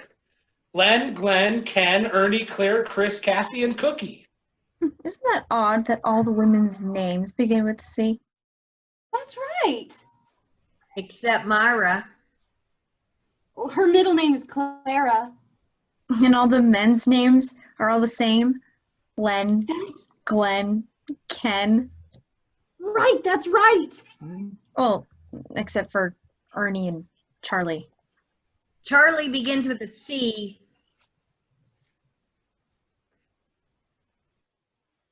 What is this, anagram? For Pete's sake? Let him talk on the phone. Yes, Charlie, I understand. No, it's perfectly reasonable. You do what you have to do. We'll be here. He needs time to think. More time to drink? You shouldn't drink with Valium. Think, not drink. Ow, oh my God. Oh, Jesus. What is it? Oh, my ears popped. Oh, they just opened up. Oh my God, it sounds like a subway in here. This is remarkable, but I'm having the first headache I've ever had in my life. I just remembered. What? Ernie's last name is Cusack. It begins with a C. You just remembered your own husband's last name? I can hear my own pulse. It's slightly up, not too bad. Can I take it, Ken? I'm very good at things like that. In the same place where your crystal is. Don't threaten me, sweetheart, because I'll start naming names. That's it. That's it! I've got to stay, but I'm putting you in a taxi. Oh, never mind, I'll walk! Ken grabs his ear, is in pain, and drops to the floor. Casey storms out of the front door. Walk 22 miles. Casey, wait for me. Will you wait? He runs out after Casey. I feel badly for her, especially because one day she'll grow old and die. I just thought of something else. Glenn went to Penn. Oh, sit on it, will you, honey? If I had you all in my group, I'd never need another group again. Wait. Shh. Quiet. I can hear them. Hear who? Glenn and Cassie, they're in the driveway. I swear, I can hear them talking. The man is a German Shepherd. I don't think it's your business to listen, Ken. If he can hear through walls, it's his business. She's talking about a woman. She's very upset. I'll say she just kicked a car with her foot. Who owns the BMW? Oh, shit! The good side, too, I bet. I just figured it out! I know what she's going to say. Glenn, Ken, and Len are all men. No, it's Glenn Cooper. Glenn is the one that Myra's having the affair with. You think so? Figure it out. Myra's been working very hard on Glenn's campaign. 2-3 nights a week, late nights. Of course. Charlie's not dumb. He puts two to two together, confronts Myra with it, she confesses. Charlie kicks her out of the house, tells the servants to go home, and tries to blow his brains out. You don't know that. That's an assumption on your part. And it's a very, very dangerous statement to make. Don't you agree with me, Len? No, Why not? I don't feel like it. Okay, listen, I think we've got to just bring this thing to a head. We're going to go up and speak to Charlie and find out what's what. But wait a minute, hold on. As far as Charlie's concerned, only Chris and I know about Charlie shooting himself. Am I right? Right. He never said a word to me. He had the pillow covering up his ear the whole time. So what are you saying? He doesn't know we know anything? Well, he's got to know that we all haven't seen Myra and that there's no servants here. Exactly. But he doesn't know the rest of you know about the gunshot. Slower, go slower. Talk like we're children. My point is, I told him we wouldn't tell anybody. And then you went ahead and told everybody. No. I only told you and Lenny. Lenny told everybody. But you were deaf then. You didn't hear me telling everybody. And you told everybody after Lenny told everybody.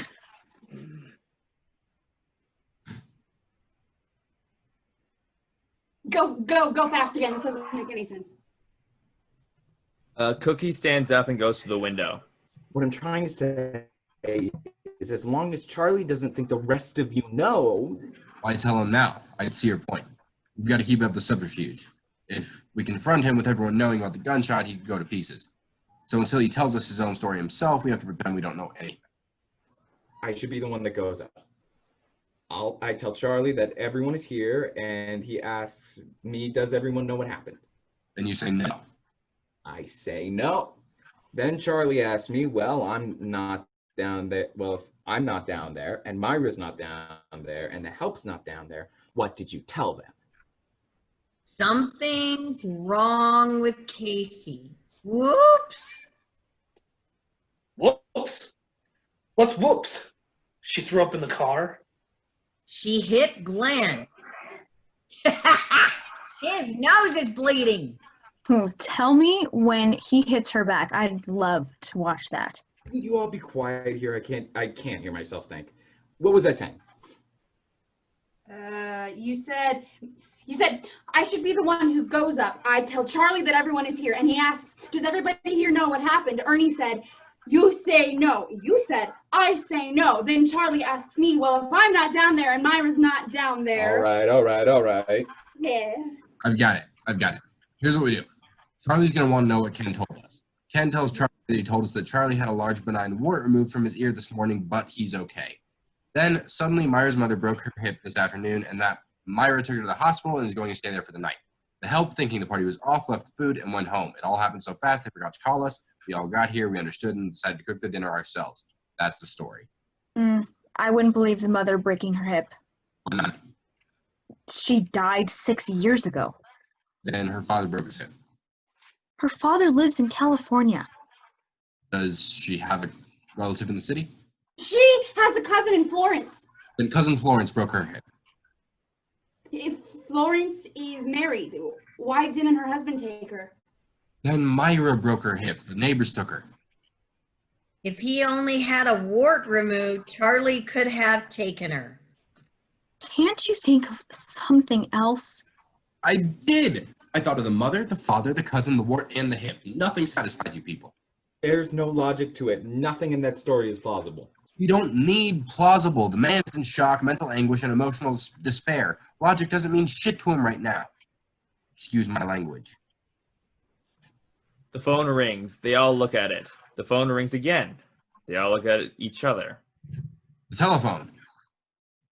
Don't you think we know it's a telephone? We all have telephones, Ernie. We're all wealthy people here. The phone is still ringing.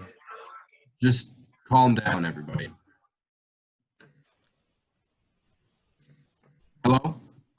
Yes? Yes, he is. Who's calling, please? I see. All right. Just a moment, please. It's a woman for Glenn. So? It sounds like Myra. Fuck-a-doodle-doo. Should I go get him? Wait a minute.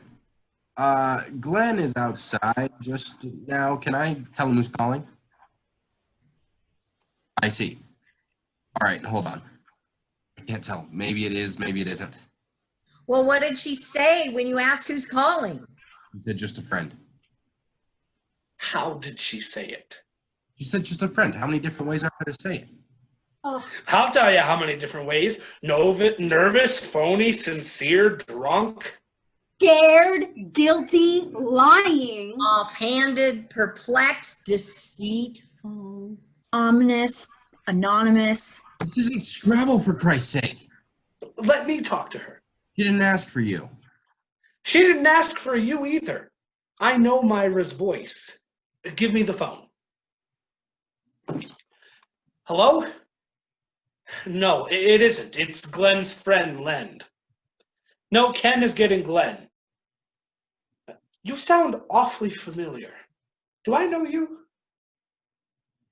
I see. Well, hold on, please. I don't think it's her.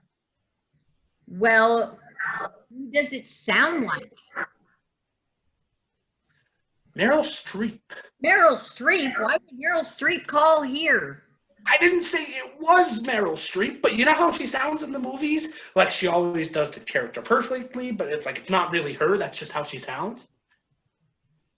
Like she's not Meryl Streep?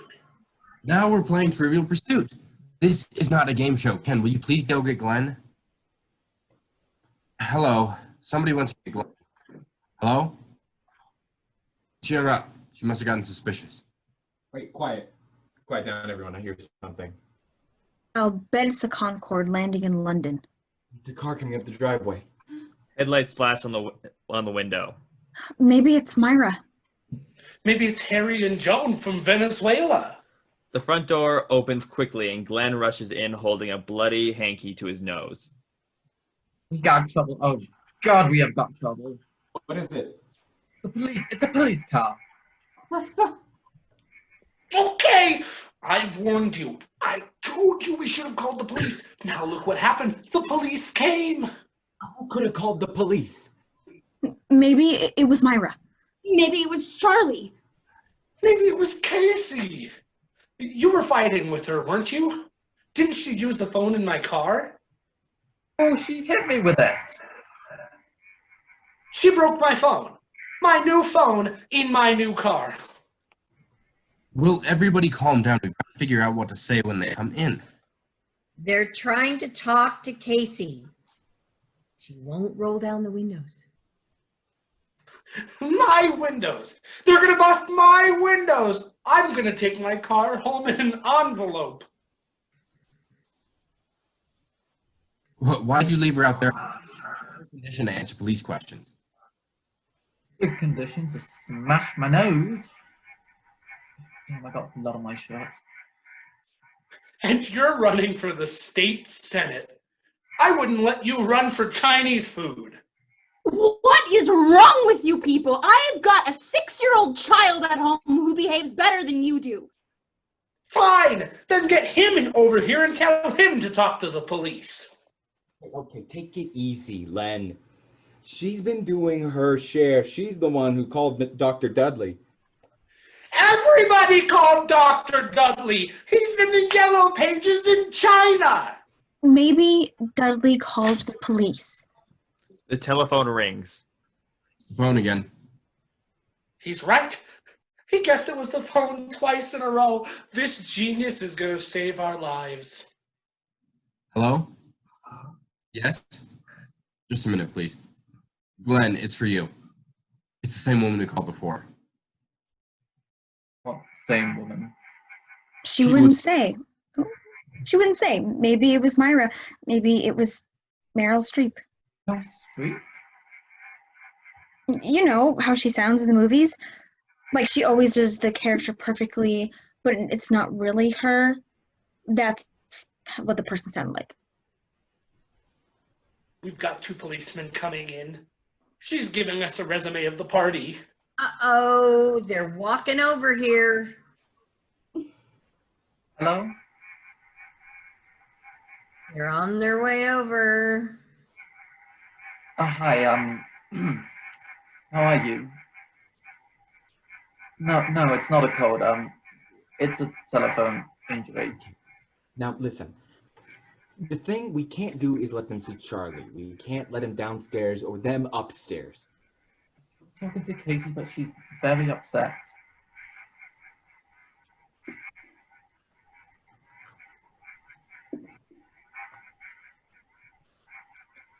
Above all, no false statements. We must keep within the law.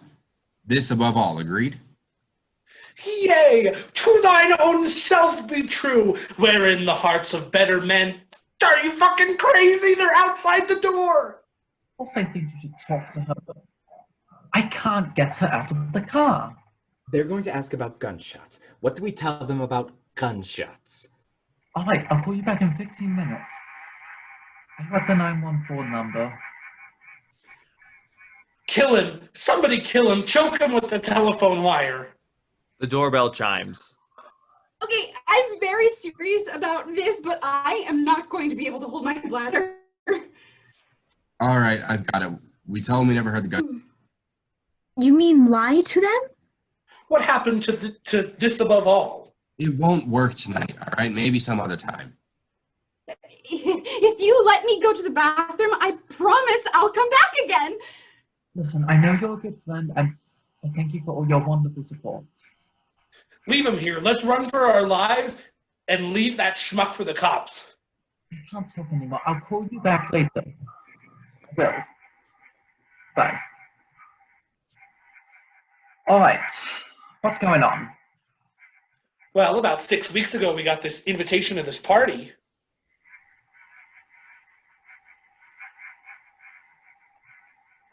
Stop it, Lenny. All right. Think, everybody think. Why didn't we hear the gunshots? We're all deaf. Like once in a week, that's why we didn't hear the doorbell. Now we know why they call her Cookie. Okay, I've got it. We were listening to the Hitler program. The cannons were bombing Berlin. We couldn't hear anything else. They all consider. There was no Hitler program. We made the fucking thing up to fool this asshole. Hey, I've had just about enough of you, Lenny. The doorbell chimes. All drop to the floor. We gotta let them in. All right, Claire, open the door. I can't. I'm in charge of the music. The music. That's it. What is? The music was on. We were all dancing. We couldn't hear the gunshot. Claire put on the music. Claire goes to the stereo cabinet. Wait. Don't turn it on yet. There's one last thing to do. What? Somebody has to be Charlie, just in case. Just in case what? In case the police wants to speak to Charlie. Ken's right. Charlie's in no condition to tell him the real story. Of course not, because no one has heard the real story yet. Exactly. But we have to be sure whatever the story the police hears has to be one that's not going to get us all in trouble. Yeah, I never saw a sinking ship empty so fast. I agree. Ken is absolutely right. One of you three guys has to be Charlie. When did you move to France? Well, let's be honest, I've never even heard the gunshots. Bang, bang, you bastard! Isn't it against the law to impersonate another real person? Yes, it is, dear, but not if you do it well. Can you believe we actually married these men? This is a major felony that we're talking about. Do you want to spend 30 years in a maximum security prison wearing a tuxedo? We are all in this together, Glenn. Here's how we do it. You put out 2 fingers or 1 finger. If 3 guys are all the same and one is different, that guy's Charlie. Are we ready? Who made you Don Corleone? You got a better idea? Yeah, let the women wrestle for it. Come on, let's get this over with for Christ's sake. Okay, here we go. 1, 2, 3. The men put out fingers. 2 and 2, no good. Try again. Ready? 1, 2, 3. The men put out fingers. All the same, no good. Again. The Ready? doorbell rings. 1, 2, 3. The men put out fingers. Ah! Lenny! What do you mean, Lenny? We all have 2 fingers out. You have the 1 finger. Bullshit. I had 2 stuck together. I got duck grease on my finger. It was 1 finger, Lenny. It was 2, I swear to God. No, it was 1. 1 finger. 1. I saw it. And that man graduated from Johns Hopkins. Go on upstairs, Lenny. And don't come down unless we call you. No, I'm anxious to come as Charlie. The doorbell rings again. Okay, Claire, put on the music. Let's go. Kids, hurry up. Get your partners.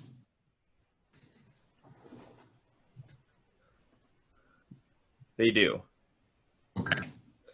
Claire turns on the stereo. It is a loud rendition of La Bamba. The 3 couples dance furiously. We hear loud banging on the front door, and then it is opened. 2 policemen stand there. One, Officer Welch, a strong, vigorous man. The other, Officer Pudney, is a woman in her late 20s. They stand watching the couples dance. No one seems to notice the police. Can you shut that thing off, please? No one notices. Somebody, please shut that damn thing off. Ken turns the music off. They all look surprised that the police are in the room. I beg your pardon. May I ask what you're doing here? I'm sorry. I didn't mean to bust the door open. Then why didn't you ring first? I did. 5 times. 5 times? Oh, we didn't hear it. Well, I guess the music was on so loud you couldn't hear anything. Oh, of course. The music. That's why we didn't hear you. No wonder we didn't get any phone calls. We couldn't hear them. That's what it was. The music. It was on. So loud. loud. So loud. So loud. Now, what seems to be the trouble, officer? Well, just some sort of routine investigation, sir. My name is Officer Welch. This is Officer Pudney. Is this your house, sir? My house? No, I live elsewhere, other than here. As I do live elsewhere. Could you tell us what this is about, officer? Way. Yeah, what's this about? Why are the... It's been wrong. All right. Why you're here. Take it easy. Okay, calm down. I just want to ask a few questions. May I ask who is the owner of the house? Well, we'd be delighted to tell, officer, but I believe it's customary first for you to inform us as to why these questions are being asked of us. You're a lawyer, aren't you? Yes, I am. Well, as a lawyer, you understand you're not obligated to answer these questions. I was just hoping someone would be cooperative enough to tell the owner's name. Brock. They all look at each other. Brock. Charlie Brock.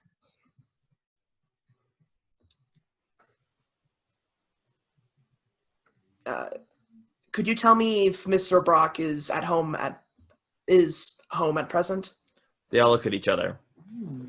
I'm not sure. Chris, is Charlie at home? Charlie? I think he went to walk the dog. Then he'll be back soon. I don't think so. It's a dachshund. They take very small steps. He's home. He came back, officer. Well, then could I possibly see Mr. Brock for a moment? Well, it's an awkward time, officer. As you can see, we're celebrating a party. Yes, I've noticed. What's the occasion? The 10th wedding anniversary of Charlie and Myra Brock. I wouldn't take long. I just need a minute of his time. Well, unfortunately, Mr. Brock is sleeping. Sleeping in the middle of his anniversary party. He was feeling depressed. He took a sleeping pill. Well, could I see Mrs. Brock? Mrs. Brock is not here. She's not? That's why Mr. Brock is depressed. Where is she? They all look at each other. Her father broke his hip. She had to take him to the hospital. They all glare at him. During her anniversary party, couldn't someone else take him to the hospital? Her father lives in California. It has to do with cousins and warts and hips. It's very complicated. You, sir. Something wrong with your eye? Me? Yes. I put some drops in tonight and the cap fell off. Most of the bottle went in. May I have your name, sir? My name? Yes, sir. Oh, my name. Yes, sir. Is there a problem with giving me your name? I'm sorry, I can't see you very well. You don't have to see to talk, sir. The drops didn't go in your mouth, did they? Officer, I feel like you're being unnecessarily abusive to these people. If you're going to ask any more questions, you'll have to tell us what this is all about. Yes, sir, I will. Can you please tell me who owns the BMW outside? It's my husband's car. And what's his name? Please. You don't have to answer that, Claire. His name is Leonard Ganz. And where is Mr. Ganz now? I object. I'm not a judge. This isn't court. I don't have a gavel. I just want to know where the man is. Still haven't told us what this is about, so we're still not telling you where Mr. Ganz is. I don't know why I always have trouble in this neighborhood. Okay. At approximately 8:15 tonight, an auto accident occurred on 12th and Danbury. A brand new red 1990 Porsche convertible with New York license plates smashed into the side of a brand new BMW four-door sedan. Now, we know it wasn't the BMW's fault because the Porsche was a stolen car, stolen at 8:15 tonight right off the dealer's lot. The man in the Porsche got away. Now, do you know who that brand new Porsche belonged to? How would I know? It belonged to the Deputy Mayor Charles M. Brock, purchased today as a gift from his wife, Myra. A surprise wedding anniversary present. Surprise hardly says it. Aha, so you're here to investigate the car accident. That's right. Now, if Mr. Ganz is here, I'd like to speak to him. And if he's not here, the police department would like to know where he is. I see. Do you think you could wait outside for one moment, officer? Why? Mrs. Ganz is my client. I would like to consult with her before any further questioning. It's within my rights. Okay. One moment. That's all you get. Welch and motions to Pudney, and they both go out the front door. All right, we don't have much time. One of us has to be Lenny.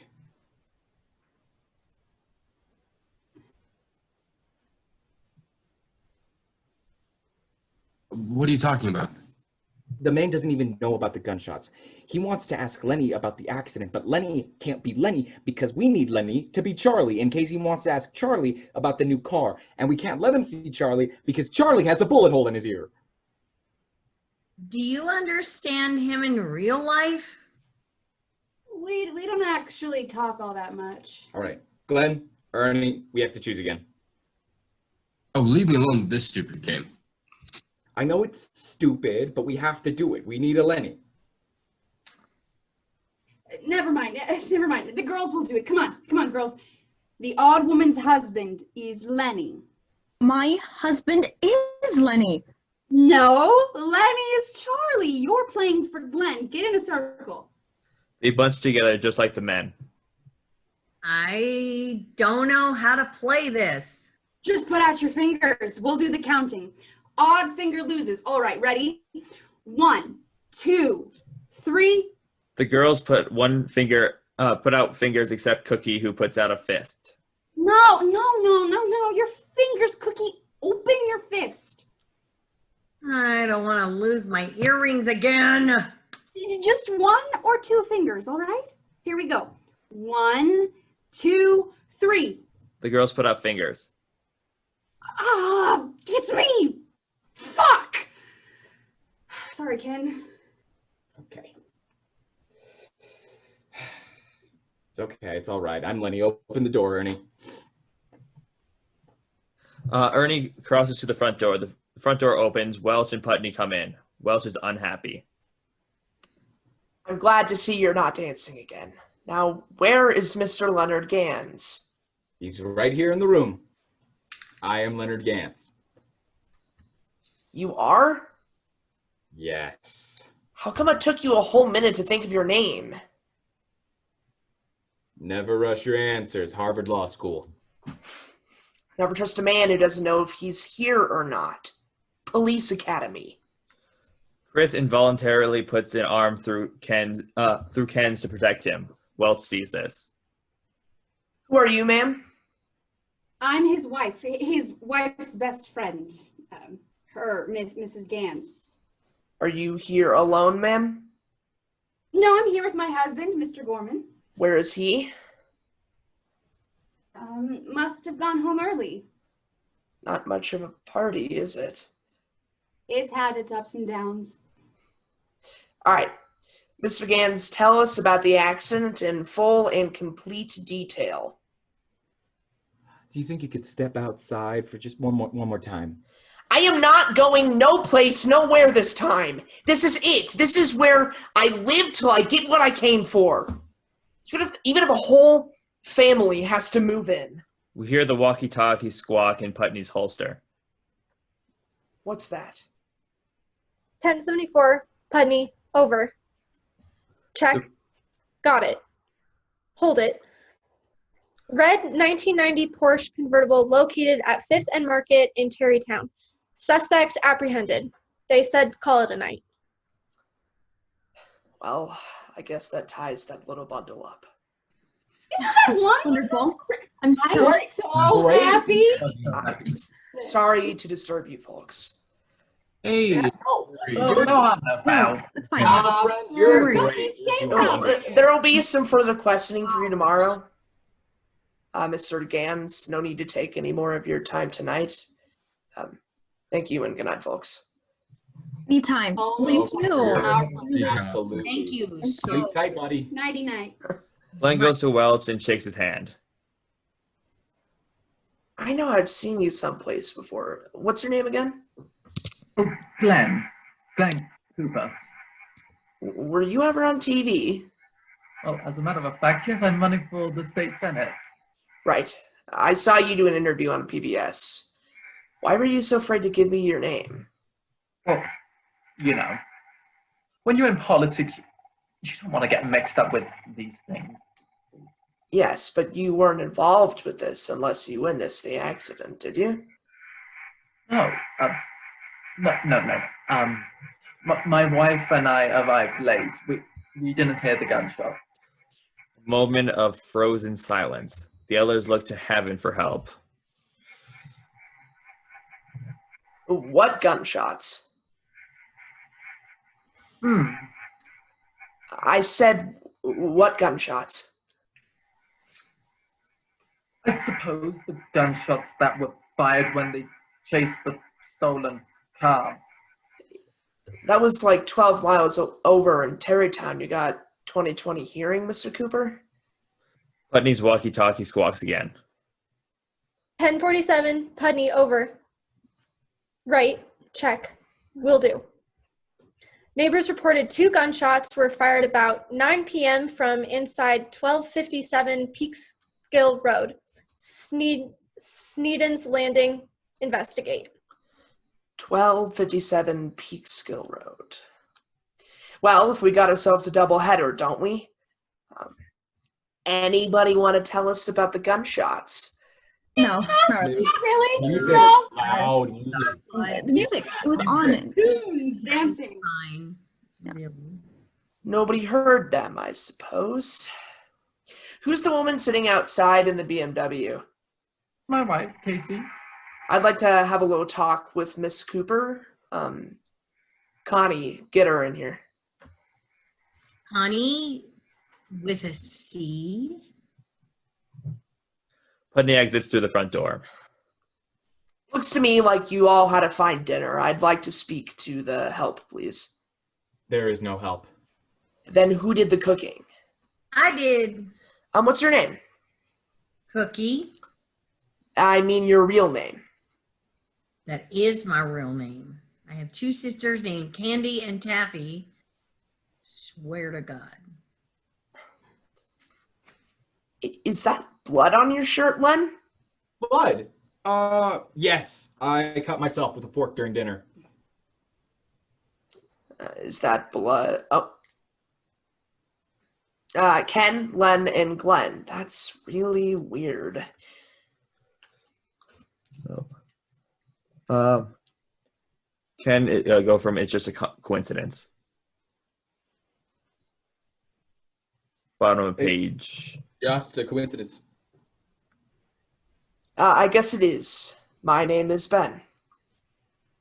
The front door opens and Cassie comes in with a Pudney. Cassie is still angry. The shoulder pad on her suit jacket has been ripped open at the seam, and the white padding hangs out.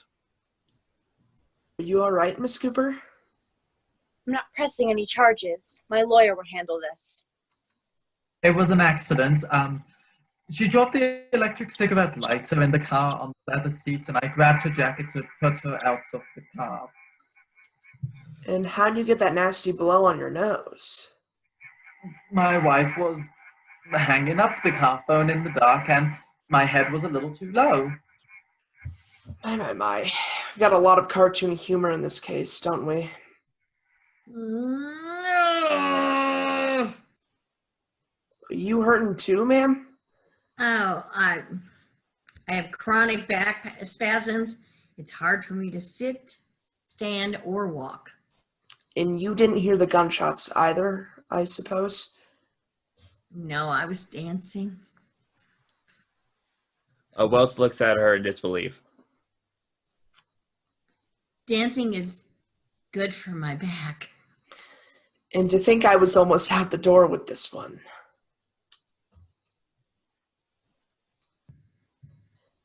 Miss Gorman. Oh, was that me? Yes, Mrs. Gorman, right. And what do you do? Well, mostly I've been helping with the drinks. Your occupation.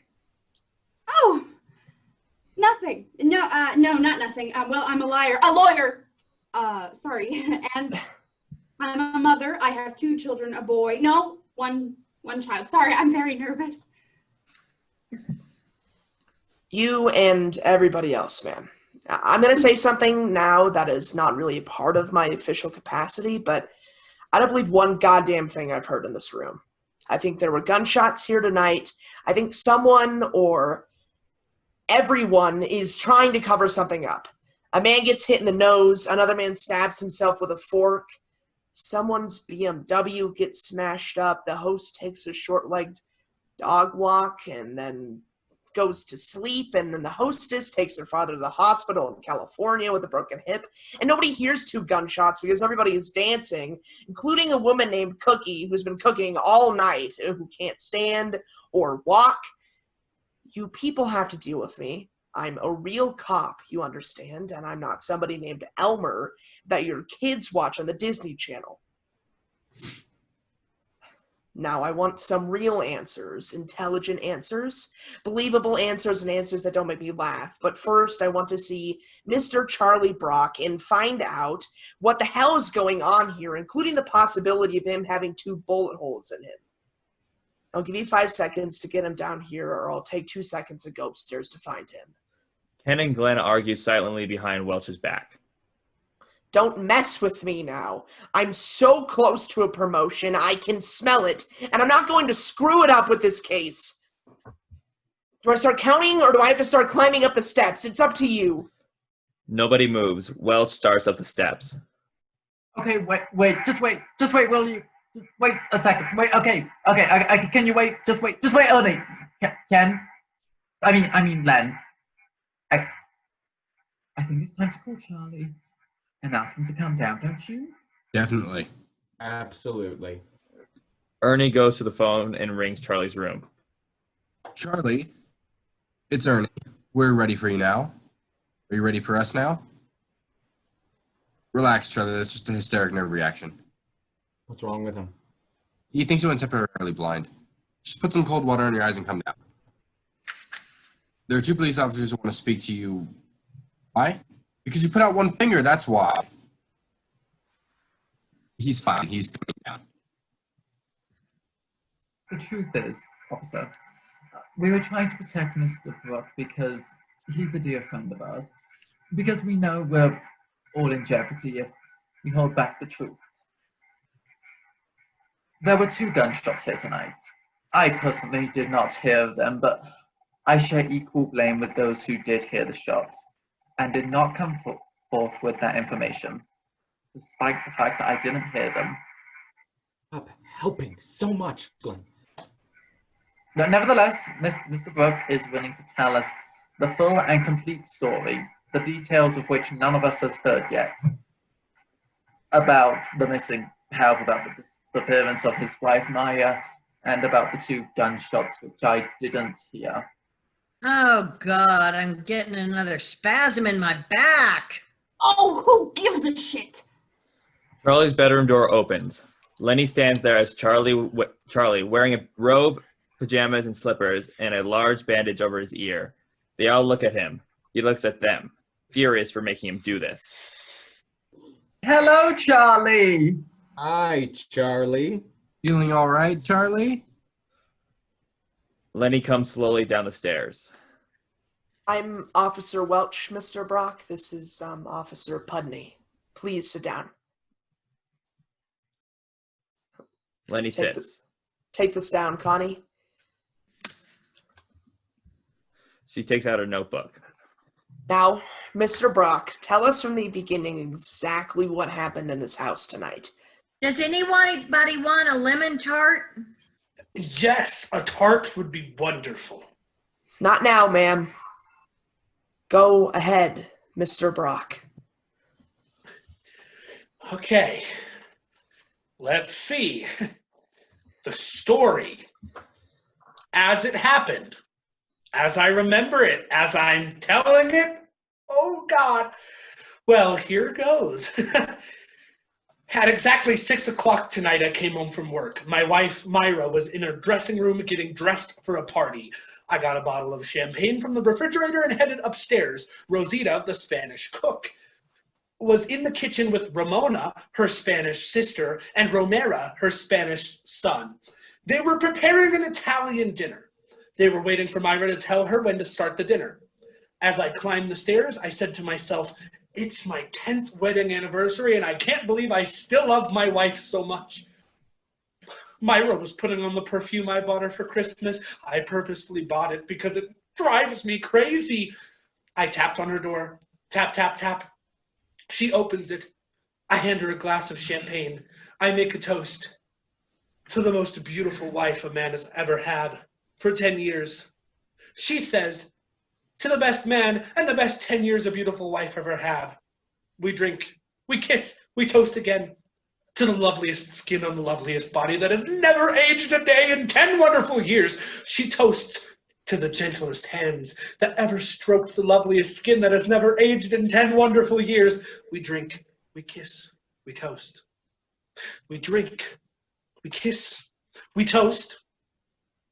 By 7 o'clock, the bottle is finished. My wife is sloshed and I'm completely toasted. And then I smell the perfume. The perfume, I could never resist. I loved her in that moment with as much passion and ardor as the night we were first newlyweds. I tell you this, not with embarrassment, but with pride and joy. And a love that grows stronger and more everlasting as each new day passes. We lay there. Spent, naked, in each other's arms, complete in our happiness. It's now 8 o'clock and outside it's grown dark. Suddenly a gentle knock on the door. Knock, knock, knock. The door opens and a strange young man looks down at us with a knife in his hands. Myra screams. I jump up and I rush for the gun in my drawer. Myra grabs a towel and shields herself. I rush back in with the pistol, ready to save my wife's life. The strange young man says in Spanish, Yo quito sebdabro angelado porquesa en quito minuto. But I don't speak Spanish. And I never saw Rosita's son Romero before. And I didn't know the knife was to cut up the salad. And he was asking, should they heat up the dinner now? So I aimed my gun at him. Myra screams and pulls my arm. The gun goes off and shoots me in the earlobe. Rosita's son Romero runs downstairs and yells at Rosita and Ramona. Mamacita, me lo que pasó el hombre abajo ay, el hombre que loco que bang bang. The crazy man took a shot at him. So Rosita, Ramona, and Romero leave in a huff. My earlobe is bleeding all over Myra's new dress. Suddenly we hear a car pull up. It's the first guests. Myra grabs a bathrobe and runs downstairs to stop Rosita, Ramona, and Romero. Otherwise we'll have no dinner. But they drive off in their Alfa Romeo. I look out the window, but it's dark, and I think someone is stealing my beautiful old Mercedes, so I take another shot at them.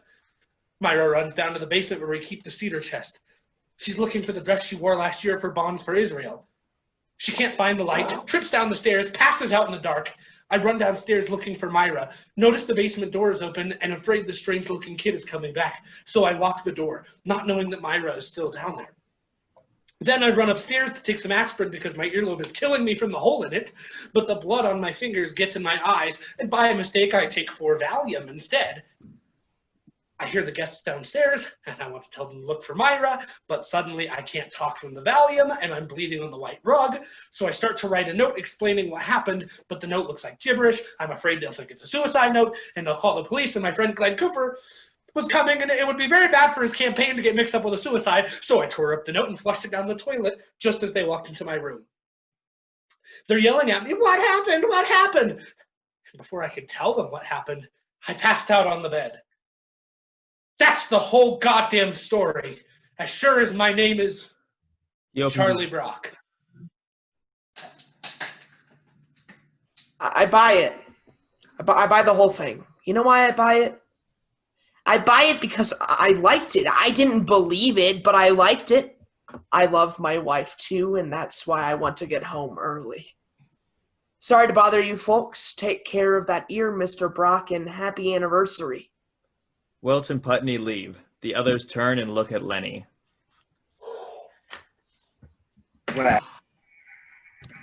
Where in the whole world did you find the guts to tell a story like that? I made it up. Of course you made it up. But when? As I was telling it, like sentence by sentence, word by word. I didn't know where the hell it was going, but I just kept going. We hear the police car drive away. You don't even speak Spanish. I made the Spanish up too. You shit, we all could have gone to jail for perjury. I know. That was the challenge. The ultimate chutzpah. It was the best goddamn time I ever had in my entire life. I am impressed. I am sincerely and deeply impressed. You have, without a doubt, Lenny, one of the weirdest minds I've ever come across. A toast to my husband, Lenny. Just when I was getting bored with our marriage, I fell in love with him all over again. To Lenny! Lenny, I have an interesting question. What? What do you think really happened to Charlie and Myra? The intercom buzzes. Hello? Yes, Charlie? We're all here. Are you up to having some visitors? Wonderful. We're dying to hear the story. We're on the way. Charlie's going to tell us the entire story. I hope it's shorter than Lenny's story. Can we go back later and look for my crystal, honey? I'll buy you 1,000 crystals, Angel. They are all on the stairs. Suddenly we hear a knock from inside the basement door. All stop and turn. Open the door. Open the door. Let me out. Who is it? It's Myra. They all look at Lenny in disbelief. Curtain. The end. There we go. And that's it, y'all. We made it.